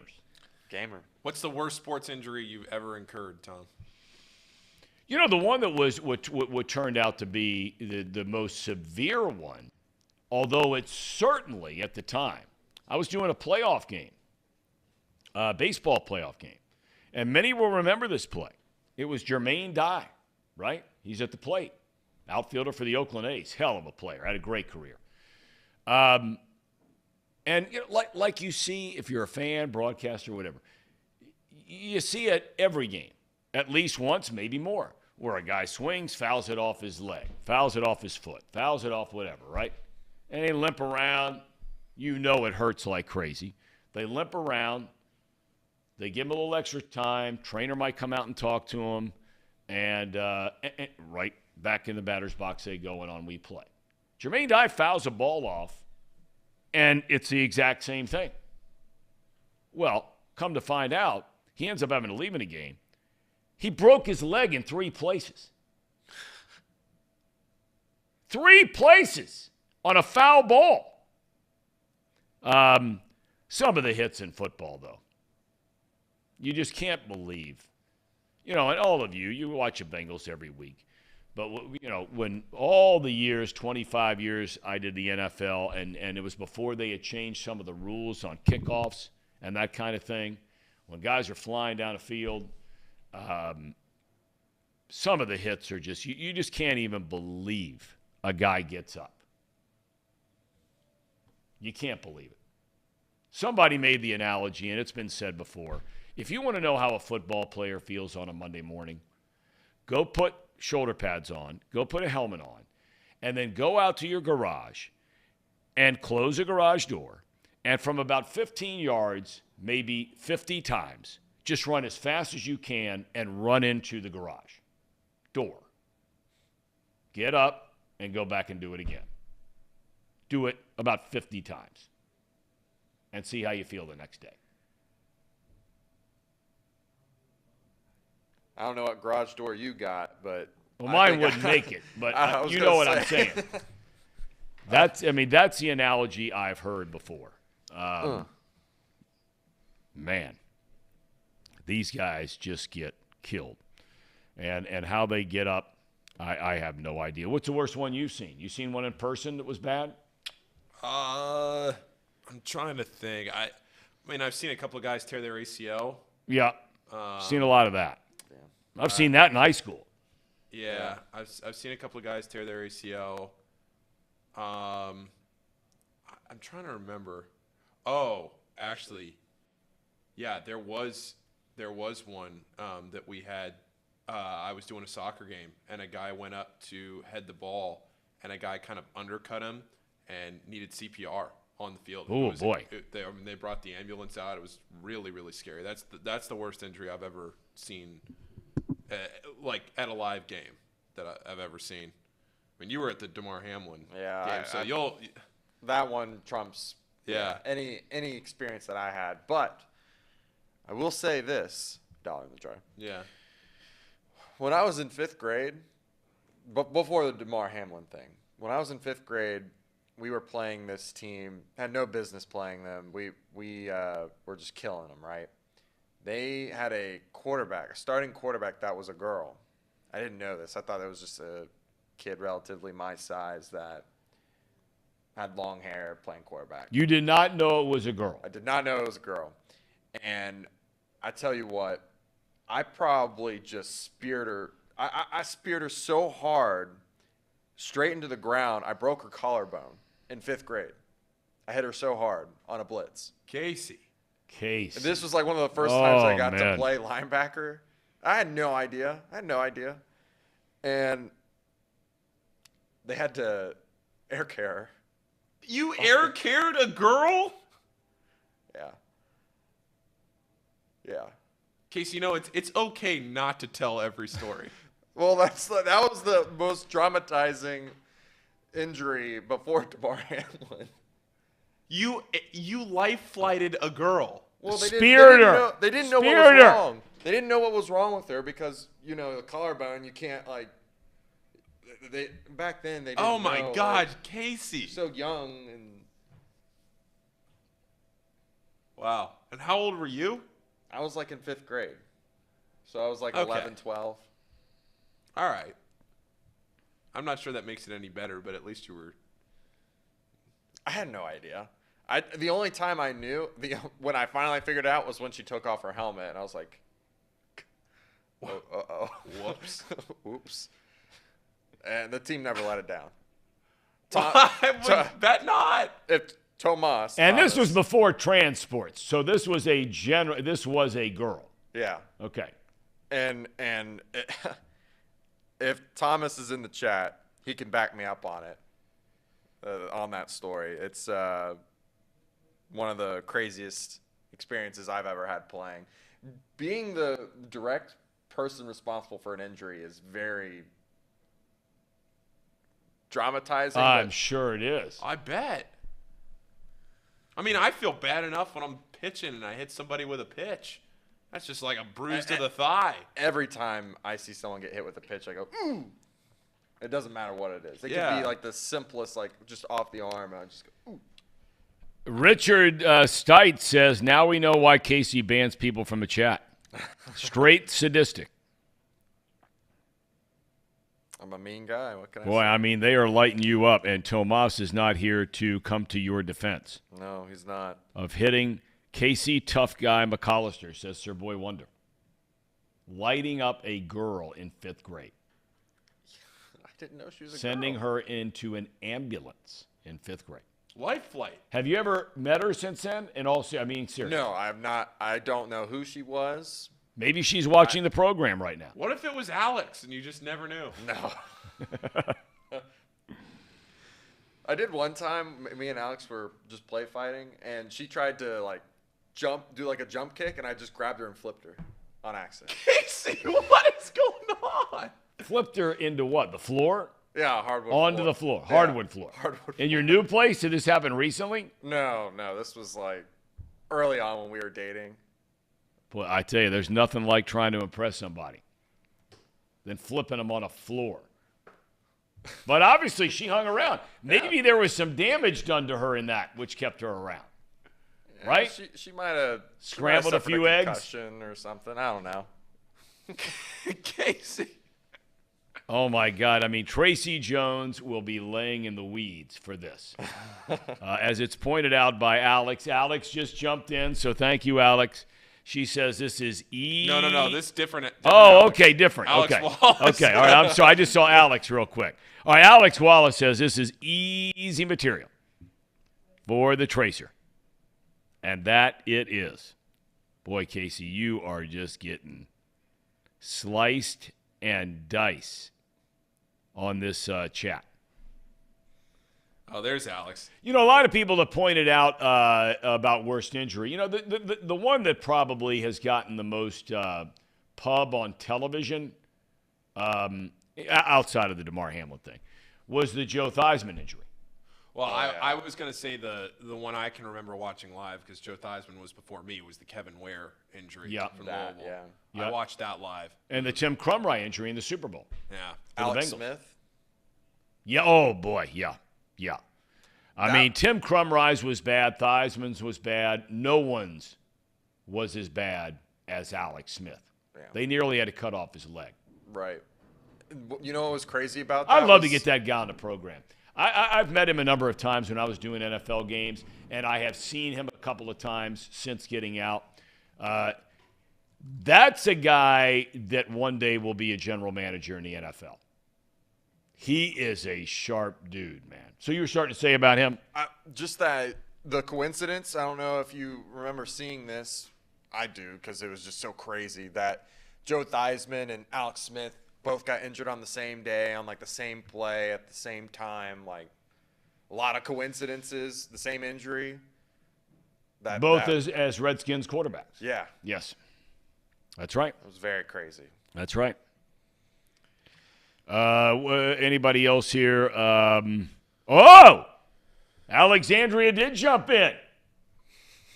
Yes, she did. Casey knows I can handle myself. And with that in mind, we have to get to Tracy Jones. Tracy, welcome. Good morning. I don't know if you were able to catch any of the last 5-7 minutes of the program. Did you see any of it before you jumped on? No, I was actually working. Go ahead, Tom. I did. What did I miss? I want Casey to share this story with you because I think it's very, very important. Both stories? That we get your reaction. No, I want you to start with the first one. We'll get to the second one in a minute. We were talking about, Tracy, the worst injuries that we've seen in a sporting event, okay? And Casey wanted to add this. Casey? Yeah, so I wanted to talk about the worst injuries that I'd given to players. And in 5th grade, we were just killing this team in football. And the quarterback was just wide open on one play, and I was playing the linebacker position, and I just speared this player straight into the ground. Immediately she started screaming. She ended you're using pronouns now before you got to the punchline, so go ahead. She ended up being a girl. The quarterback was a girl in the 5th grade. She got life flighted, Tracy. And she apparently broke her collarbone. There was maybe a possible other damage, and they had to life flight her out there, off the field, and that was kind of. Wait a minute, hold on. Who in the hell? So Tracy, this is long before Tracy. This is long before the Leah Thomases of the world. I mean, this was a female playing against boys, a female, and our buddy here, Casey McAllister, off he goes, sends her to the hospital. Your thoughts, and I'm sure you have them. If I was Alexandria, listen to that story, I would be on guard. Well, we're going to get to that in a minute, but could you give us just I think your that's thoughts? A cheap shot. Yeah, I think it's a cheap shot. And when you talk about spearing someone, first of all, that's illegal in football. You can't spear anyone. So it was a cheap shot. And to sit there with a smirk on your face, Casey, very disappointed in you. Very. All right, that brings us to the next chapter of this saga. Okay. Casey, all right. Please. You brought up Alexandria. Yeah. It's funny you should. Casey? Well, I forget exactly what led up to it, but I brought up the fact that Alex, my fiance, and I were play fighting when we were dating early on, and she tried to jump kick me, right? We were, just sparring a bit, and she jumped up, tried to kick me. Sparring. And I grabbed her foot and quite literally flipped her onto the hardwood floor. She might have hit her head. She might not have. I don't know. She's still here, so I mean, maybe she's okay. Maybe not. I don't know. But yeah, I mean, any thoughts on that story at all? Well, I think this is a disturbing conversation. And I really, Casey, I look at you and I don't see you as a violent person, but I have to question that. I mean, are you trying to, right, Thom? I mean, Casey, are you trying to keep your pimp hand strong? Is that what you're trying to do with these women? I mean, try picking on a man. Try picking on Paul. Well, I mean, a stronger man than Paul, but someone like that. But it seems like you went around picking on women. Come on, Casey. It's better than that. Well, the first story, I didn't know that she was a girl. So I didn't know. Right. No. Right. But, and I believe you when you say it. We all believe you when you say that. But with Alex, I was defending myself, Tracy. She attacked me. She jumped up and tried to kick me. It was just you never. Now listen here, J.O. Hammenegger. All the nicknames I call you. You never lay a hand on a woman. Ever. Do you hear me? I hear you, Tracy. Case? I hear you, All right. Tracy. I feel like I'm your big brother giving you some advice. I know you're not like that, but you got to win. You start putting your hands on a woman. I like to refer this like a slippery slope. You know what I'm saying, Thom? Yes, I mean, do. if you guys are doing, it sounded like you were doing dress up in the bedroom and it got carried away. And that sometimes happens, I think. And I think that's what we're talking about with the second story, right, Casey? No, Maybe, maybe not. I don't know. But We'll leave it to It's the always the imagination. silent one, Tom. there's no doubt about it. The quiet, silent type, they all of a sudden stuff starts coming out of the closet and, out we go. Yeah. We were talking about, though, and I got to ask you this question here, Tracy. You were a great athlete. I like to remind people all the time. I mean, in the history of Southern California high school athletics, there can't be 3, 4, 5 guys, maybe all time, better all-around athlete than you were. Tough guy, right? Football, basketball, And I played baseball. I played against boys. I played against men, not girls. So go ahead. Well, if there was ever an area that could be debated, it was where you grew up. But nonetheless, I don't mean to digress. But here's what I'm getting at. And this is not taking a shot at anybody in particular. I'm just using it as an example, okay? How is it that a hockey player, I don't know if you saw this the other night, 2 nights ago, guy gets whacked in the head. They take him into the locker room. They give 75 stitches to his head. 75, right? Jonah Williams, left tackle for the Bengals last year, dislocates his kneecap, does not miss a snap. And you've got baseball players taking a one-hop ground ball off the shin, and, we better get him out of the game. What in the heck is going on with baseball players compared to athletes? Tough guys. Hockey and football. My son takes all 150 pounds of him, the reigning Ohio lacrosse goalie of the year, takes multiple 90-mile-per-hour shots off his shin from half the distance that a major league mound is to the plate and is still in there. What is going on with baseball players? Okay, let me educate you, Tom and Casey and Paul, because you guys never played the game. Baseball's a different animal. Okay, first of all, someone should be watching hockey players and how they get up and going after an injury is LeBron James. That guy friggin', you push him over with a fingertip, he's out for the rest of the game, right? Very soft. Who? But what happened with whoa, LeBron? Listen, you can call a lot of guys soft. That dude ain't soft. Oh, he's soft. He's come on. All right, go ahead. Okay, you're talking about the Hunter Green injury, right? Right? That's what and again, I'm not picking on Hunter Green because he's not the only guy where this has happened to.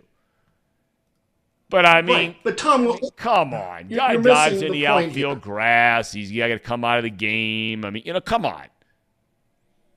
Tom, you're missing the point. It's Hunter Green. You're building an organization around this guy. This guy has problem with his leg. That might affect the way he's throwing. His release point might that's fair. Contribute to a sore arm. And that's fair. why you don't take chances with pitchers. Now, the position ball players, there were certain guys, I'm not going to name names, but I played with him, and he'd sit out 3 games with a blister. A blister he sat out. I don't know if it was because Nolan Ryan, Mike Scott, and Danny Darwin were pitching in the series. That might do it. But yeah, that'll do it. Couldn't play with a blister. And I remember sitting in the outfield, and Paul O'Neill came up to me. He says, "What are you doing? You're not playing today." I said, "Oh, yes, I am." He says, "No, so-and-so's playing. He's got a blister." You know what? He didn't play that series. Missing a ball game with a blister. And here's the funny part, Tom. In batting practice, he hit 4 home runs because I was watching, but had a blister and didn't play. That's a little rough for me, because I was kind of hard-nosed. But yeah, that player, very soft, but a good player. Good player. All right, I want to shift gears to a serious note here for a second. I made the comment at the beginning of the program, okay? And look, you put everything into context, right? Okay, the Reds are not expected to be very good, although I think they have played an exciting brand of baseball, and they've been relatively fun to watch. All right, they're 7-11, I think it is. They slipped into last in the division last night. They're playing a team that is a mirror image of them, starting tonight in the Pittsburgh Pirates. The Pirates are 12-7. Nobody believes it's going to last. Time will tell. But in most series, the Reds are going to be an underdog.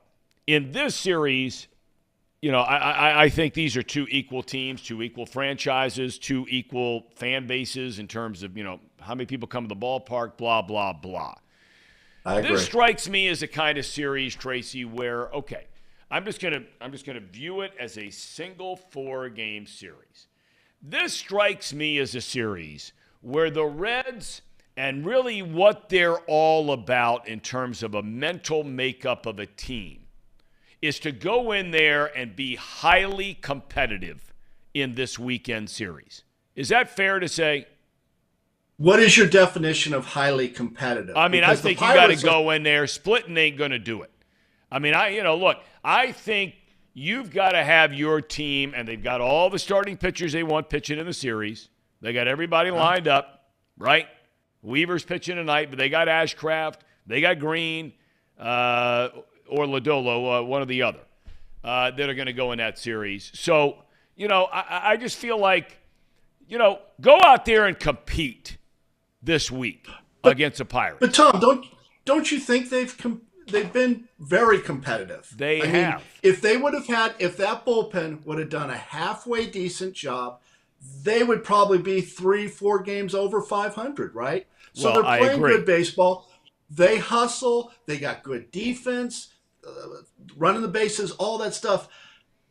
I think they're a better team than the Pirates. I've been pretty impressed with the Reds. I had them losing 100 and some games. I think they're going to surprise a lot of people. The problem is you've got the 3 starters who are very good. It's that 4-5 guy.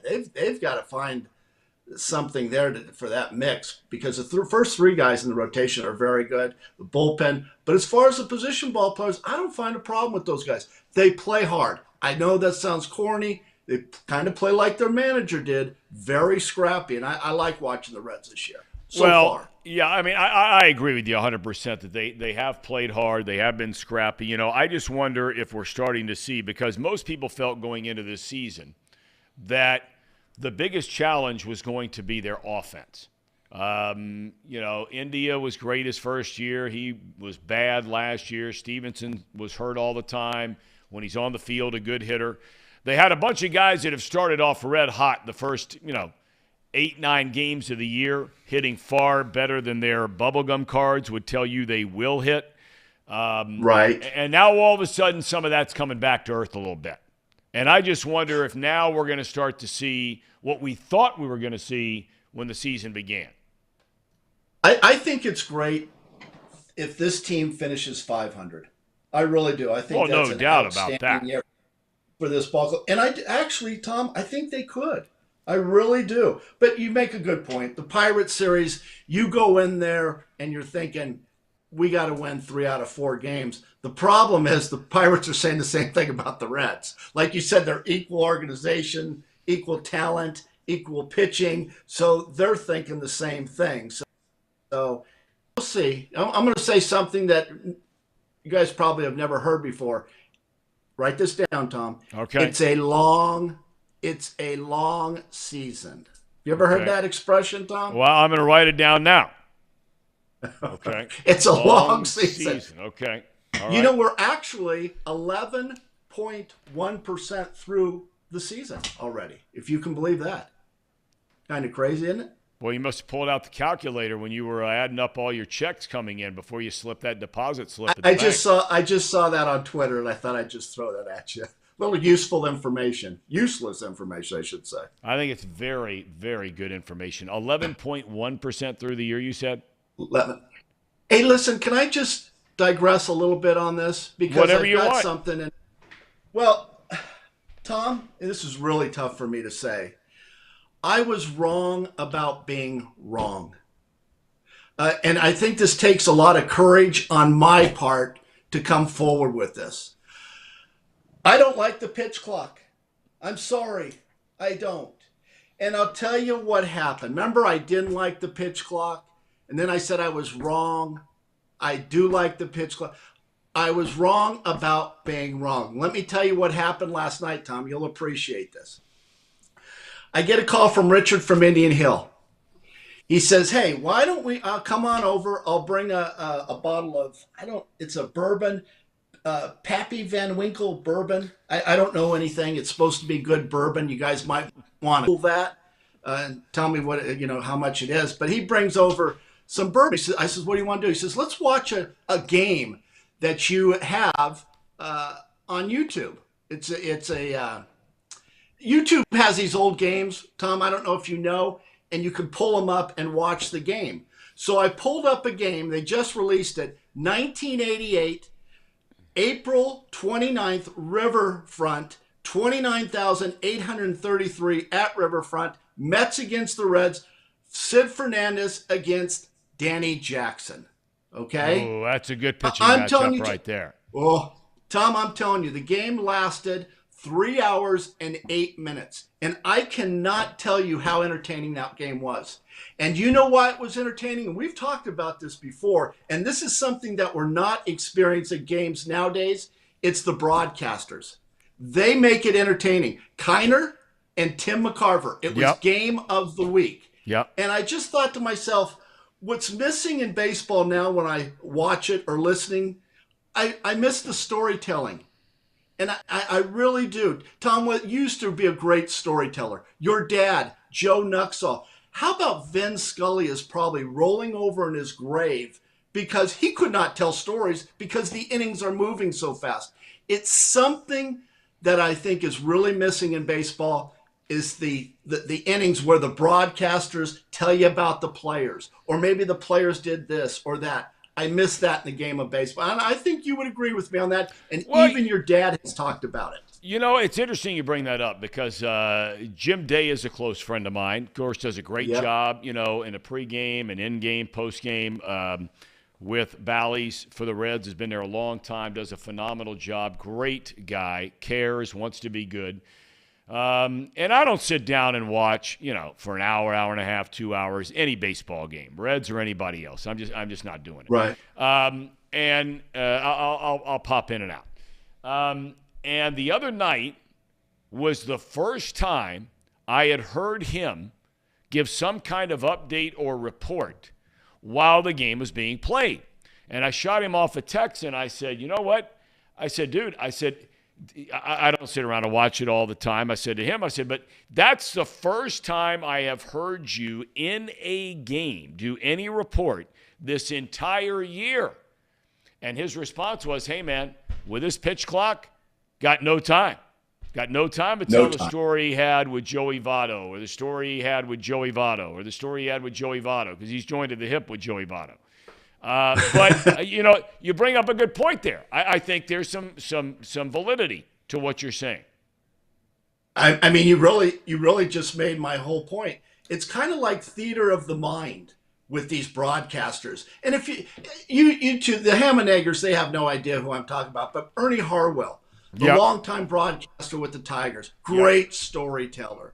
I mean, you just sit there and listen to a Tiger broadcast and Ernie tells story. How about Don Drysdale? How about Dick Enberg? How about some of these guys? Great story. How about Bob Costas? You get none of that in a broadcast. Can you, Tom, don't you feel like you would be rushed to tell a story now, a half inning into it? Well, I think it's a combination of things. I think it's that. And I also think it's the infatuation from a television production standpoint of these analytics. I mean, talking about, that was 107 miles an hour leaving the bat. Yeah, but it was an out. Okay? Right. It was a line drive to the right fielder, out. Oh, he hit that ball harder than he did the home run back in the third. Okay, well, do you want the 107 mile an hour out, or do you want the 98 mile per hour 3-run bomb to the seats and right? Let me tell you, if I was a hitter, your choice I'd like there. I mean, I know it's a tough choice for the analytics crowd. I want that 107.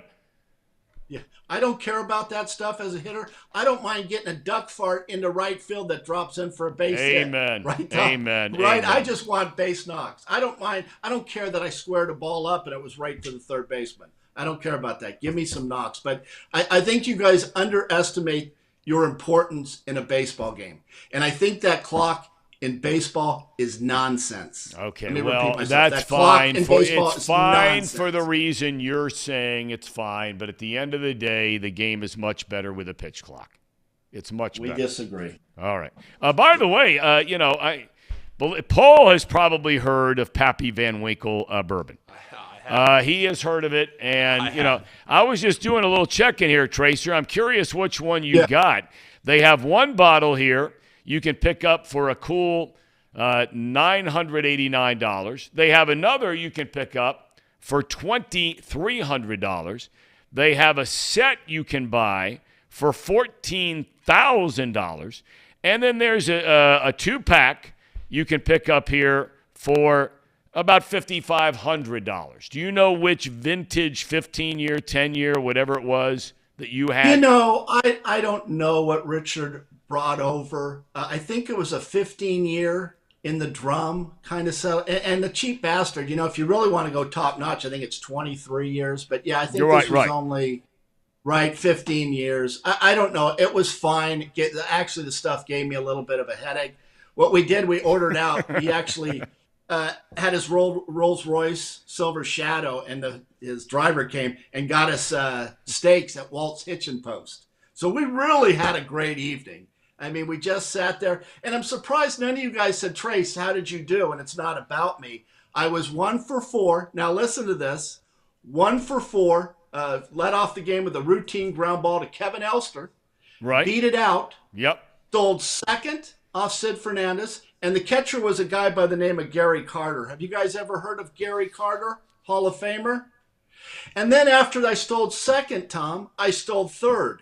And you know what? There wasn't a damn thing that Gary Carter could do because I just stole 2 bases. And honest to God, this tied me for the league leadership in all of baseball with 8 stolen bases. Do you know who I was tied with? A guy by the name, I don't know if you guys have ever heard of this guy, Ricky Henderson. So again, I didn't have this great game. I was just throwing my little 2 cents in that I got a couple stolen bases and was tied for all of baseball in stolen bases. Well, no one can deny, Tracer, that when you were healthy and then you had that devastating knee injury, right? Yeah. I mean, devastating knee. Did you know it at the time that it was that bad? No, I didn't. I didn't know it was that bad until I went and I was in bed and I could not move to get out of bed. And I had to call Larry Starr, and it took everything. My leg had blown up, and it was just terrible. You know what? Tom, let me ask you this, because I'm being very serious when I ask this question. For those who don't remember, you're chasing a fly ball, right? And this is back when the bullpen mounds were in the field of play, right? They were there, riverfront right there. And that's when you go, correct me if I'm wrong here, maybe it happened a step or two before that, but you were right in that general area is where this devastating injury occurs. Have you ever thought that you were part of probably a handful of plays that basically changed the game of baseball for making sure that those mounds are no longer in the field of play? Boy, I wonder. But think about how stupid that was, Tom, to have a bullpen mound down the lines. Yep. Name me another ballpark. Chicago, Wrigley had it, right? I think Candlestick had it. But that was about it, if I remember Oakland, right. I think, had it for a while. Oakland? I think. Yeah. It's really, I joke around about it a lot because I need to. Because if I think too hard on it, I get rather upset. I start sweating and get a little upset. But, Tom, do you ever think when you're in bed and you and Paul are just talking about, life and that stuff, do you ever talk about me and how good Tracy Jones would have been if he hadn't got hurt? Does that conversation ever come up? You know what? I have to tell you, and all BS aside, this came up the other day. I was somewhere at a sporting event, and high school sporting event, and your name came up. And this guy says to me, it's a true story, he says, man, he said, He said, I've been watching your show, and you have Tracy Jones on. I remember him, a little bit as a player, not a lot. He said, I went back and started hunting around a little bit. He said, man, that guy could have been a great big league player had he not gotten hurt. He's like, I didn't realize. And you tell me if this is right or wrong, but I think it's right. He says when you were coming up with all those great players, Larkin, O'Neill, Cal Daniels, Stillwell, Sabo, all these guys, that you were the number 3 hitter in the lineup on those minor league teams. Number 3 hitter. I was. If you can believe that, those are some pretty good ball players. Really are. What a great farm system. But, yeah, you talk about what could have been. A lot of people will say, they'll say, how good Mickey Mantle would have been if he hadn't hit his knee on that sprinkler, right? And in the same breath, they'll say, well, what about Tracy Jones hitting his knee on that mound? Don't you hear that a lot, Thom? No, not as frequently, I have to admit. I have to tell you. Not much. But I do hear a lot of people that knew your game and knew what kind of player you were, that you would have been like off the charts. I hope that still doesn't bother you to this day. I mean, you kind of made reference to it, but, I mean, Well, let me tell you something. I really start to think about it, what could have been, when I'm drinking that Pappy Van Winkle bourbon. You know what I mean? You have a couple shots of those, you actually become this great player. Yeah, I do. But, Thom, you know what? You really benefited from that. Because I got hurt, and your dad did too. Because I got hurt, I was able to do this show with you, and I was able to do the show with your dad for 25 years. If I had never gotten hurt, I would have FU money, and I wouldn't even give you guys the time of day. I would never have met the Ham and Eggers. So all in all, it worked out. It did. Life is better for all of us. Yes, it is. It's better for all of us. Tracer, have a great weekend, my man. We'll catch you on Tuesday next week. All right, boys. Have a good weekend. Take care of yourself. Tracy. See you, There Tracy. you go. There he is. Casey brings up a good point. Richard from Indian Hill just checked in. He said, to be completely honest, I brought a 12-year-old bottle of Pappy's to Tracy's estate and a 6-pack of Wiedemann. You guys don't even know what Wiedemann is, do you? I've never had it. Beer. Cincinnati beer. Yeah. It was around forever. Must still be. Richard from Indian Hill says Tracy drank the entire 6-pack, and Danae was not happy with him. Wiedemann. You should know that, Casey. West Side Brew. Oh, is it? Oh, man. Yeah. Yeah. Are they still around? Wiedemann, I don't know. Here it is, Wiedemann Brewery, downtown Cincinnati. They're back. Apparently, there is a big brewery and pub that just opened. Wiedemann's. Right down on Vine Street. So they are alive and well. They go back to Cincinnati in 1870. They have been around. I think that's pretty cool. I did not know that. A German immigrant, George Wiedemann, began brewing Wiedemann's fine beer back in 1870. It's in St. Bernard. How about that? The new brewery is in St. Bernard. So I'm going to have to go over and check that place out. I bet it's good. Yeah, of course, Sir Boy Wonder says it's better to drink White Claws. Apparently, Everett says they came out with a Bengals Super Bowl beer last year. I thought that was Hudipol. Was Yeah, that Wiedemann's? I thought that was Hudipol. Well, says here, I mean, and I'm not saying everybody is right. Richard from Indian Hill says Wiedemann is the best. Said you got to try it. Richard says he'll come on the studio. We'll split a 6-pack right here. Big Roger Bacon hangout. Matt Bailey tells us. So that's your crowd, Paul. It is. Yeah. My uncle went there. Well, of course he did. Of course he did.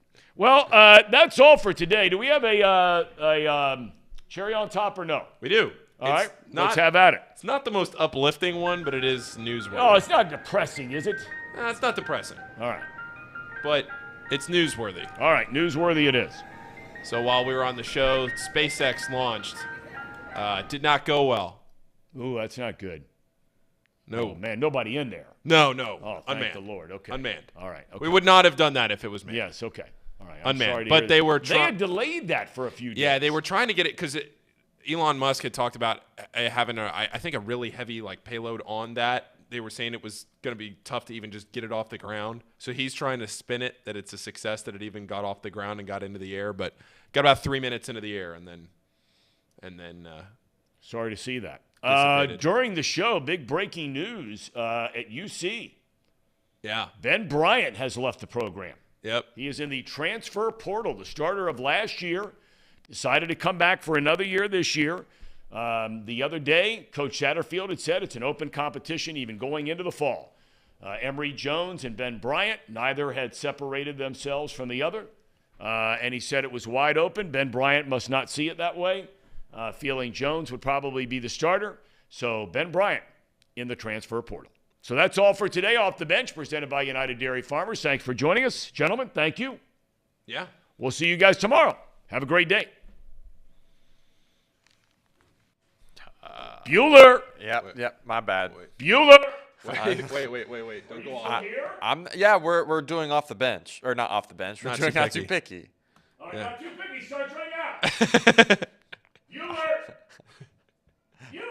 I know. Are we off? No, we're not off. I just forgot to pull up. We're still here, Tom. We're still here. Well. There we go. Hold on.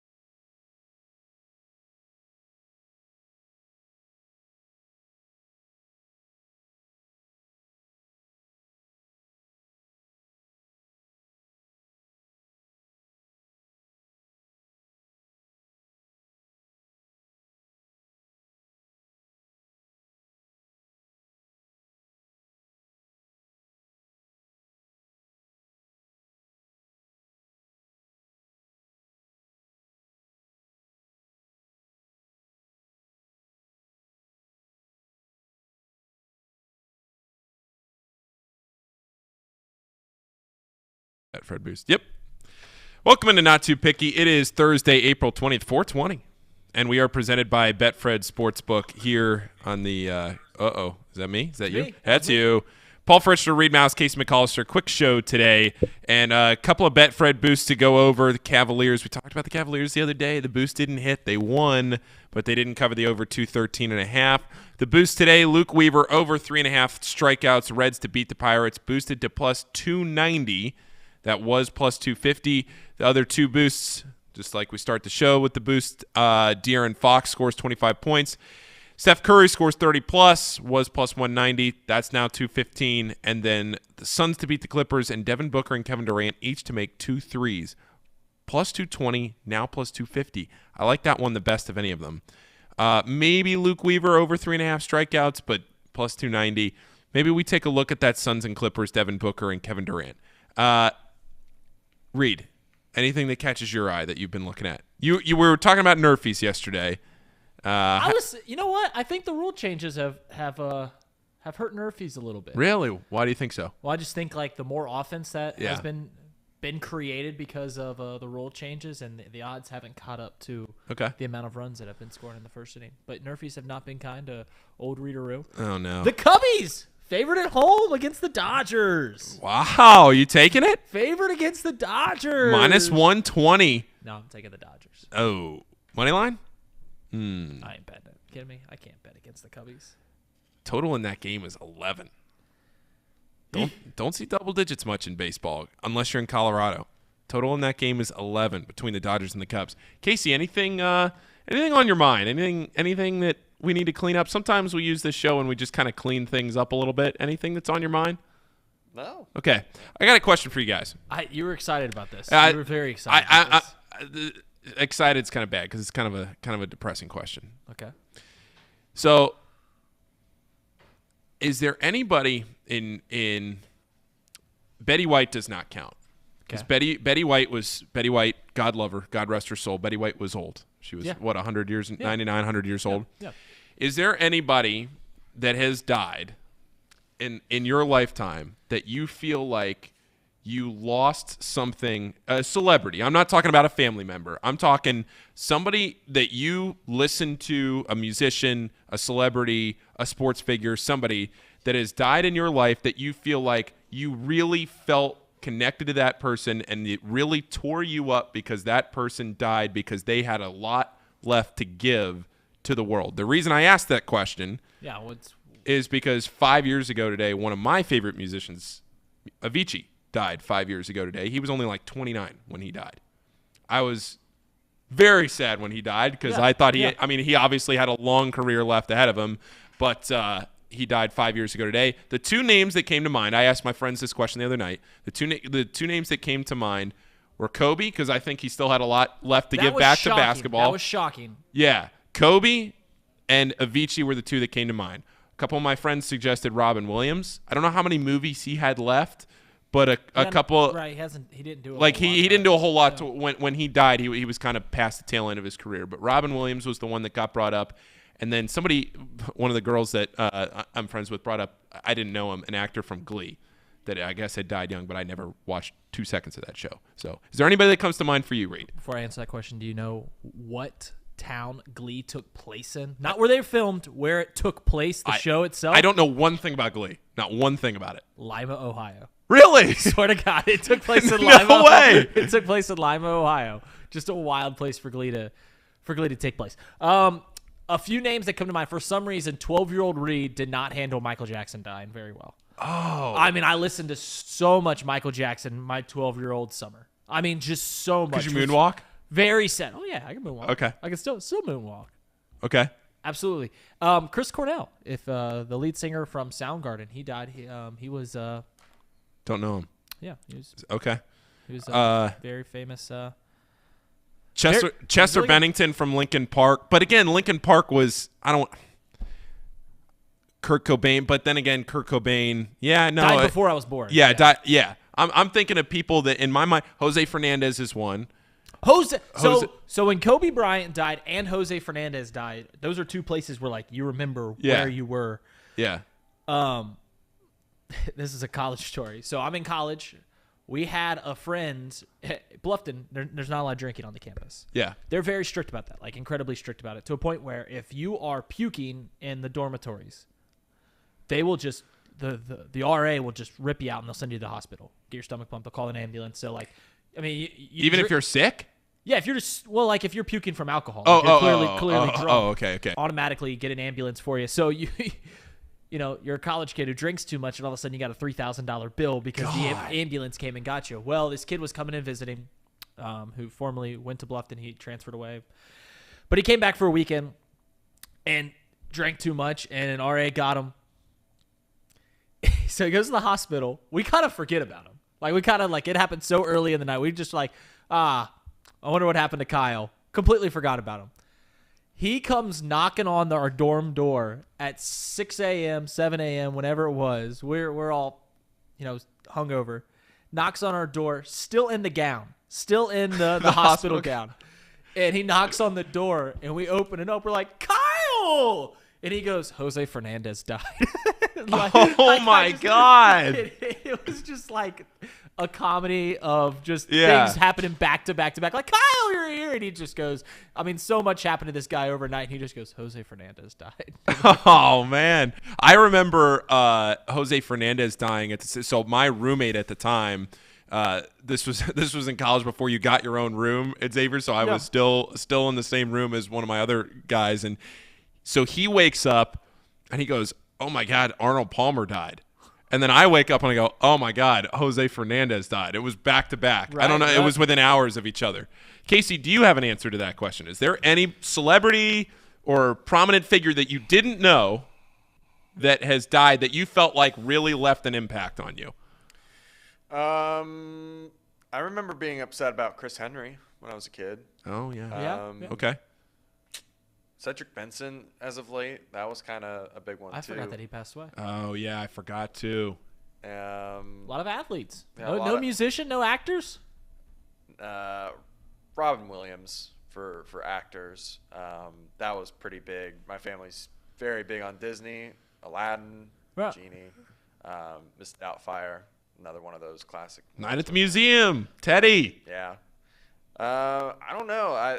That's a good question. I'd have to really look back because I tend to just kind of – those are memories I don't want to remember. Sure. So I'd have to go back and look through. But those are the ones I can think of off the top of my head that I was, like, genuinely upset about. Yeah, no, I mean, I think it's, we don't need to spend too much longer on it, but I do think it's kind of interesting because a lot of times when celebrities die, people you don't know, people you were just attached to because you followed their work, you watched them play a sport, you listen to their music, watch their movies, whatever it might be, and they die, and then you think to yourself, well, maybe they were on the tail end of their career. Another really sad one that died abruptly, Roy Halladay.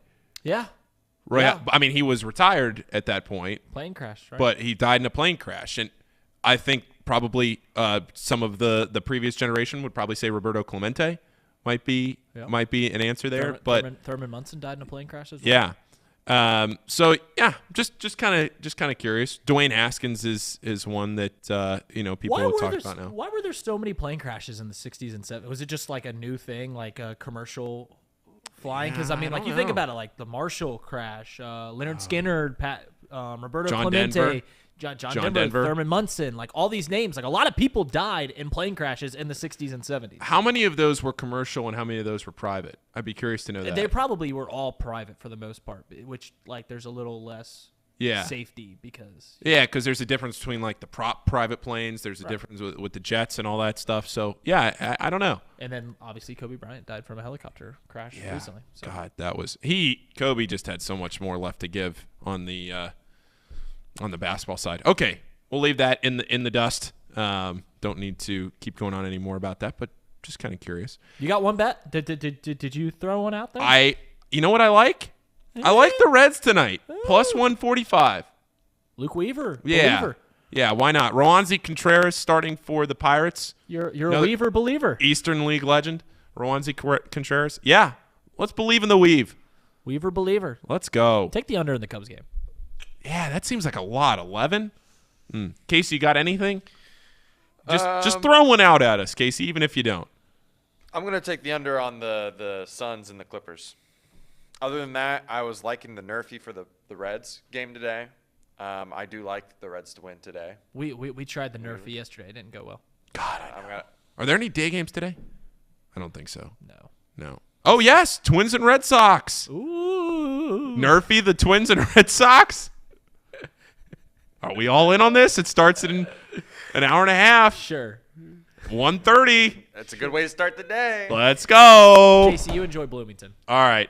See you guys. This has been Not Too Picky, presented by Betfred Sportsbook. We'll be back tomorrow. Oh, Casey won't be here tomorrow. I will not be. I joked about. Let's chop it up, Paulie. Let's go, Reed. Let's chop it up. I was joking about being sick. I'm not going to show up on Friday because we're going to talk about the Steelers. We're going to talk about. I'm not going to show up. You know what? Casey's going to Bloomington. He's going to get all tanked up out there in B-Town. Oh yeah. Go to Yogi's. Go to Yogi's. Oh Yogi Farrell. I mean, I'm going to have to throw some dice, right? I'm going to have to throw some dice. Is there a casino around there? I think the closest one's like an hour away. Oh. French Lick. Tough. That's tough. All right. Nice golf course. That's true. See you all tomorrow. Off the bench, starting at 10 a.m. Thanks, everybody. See ya.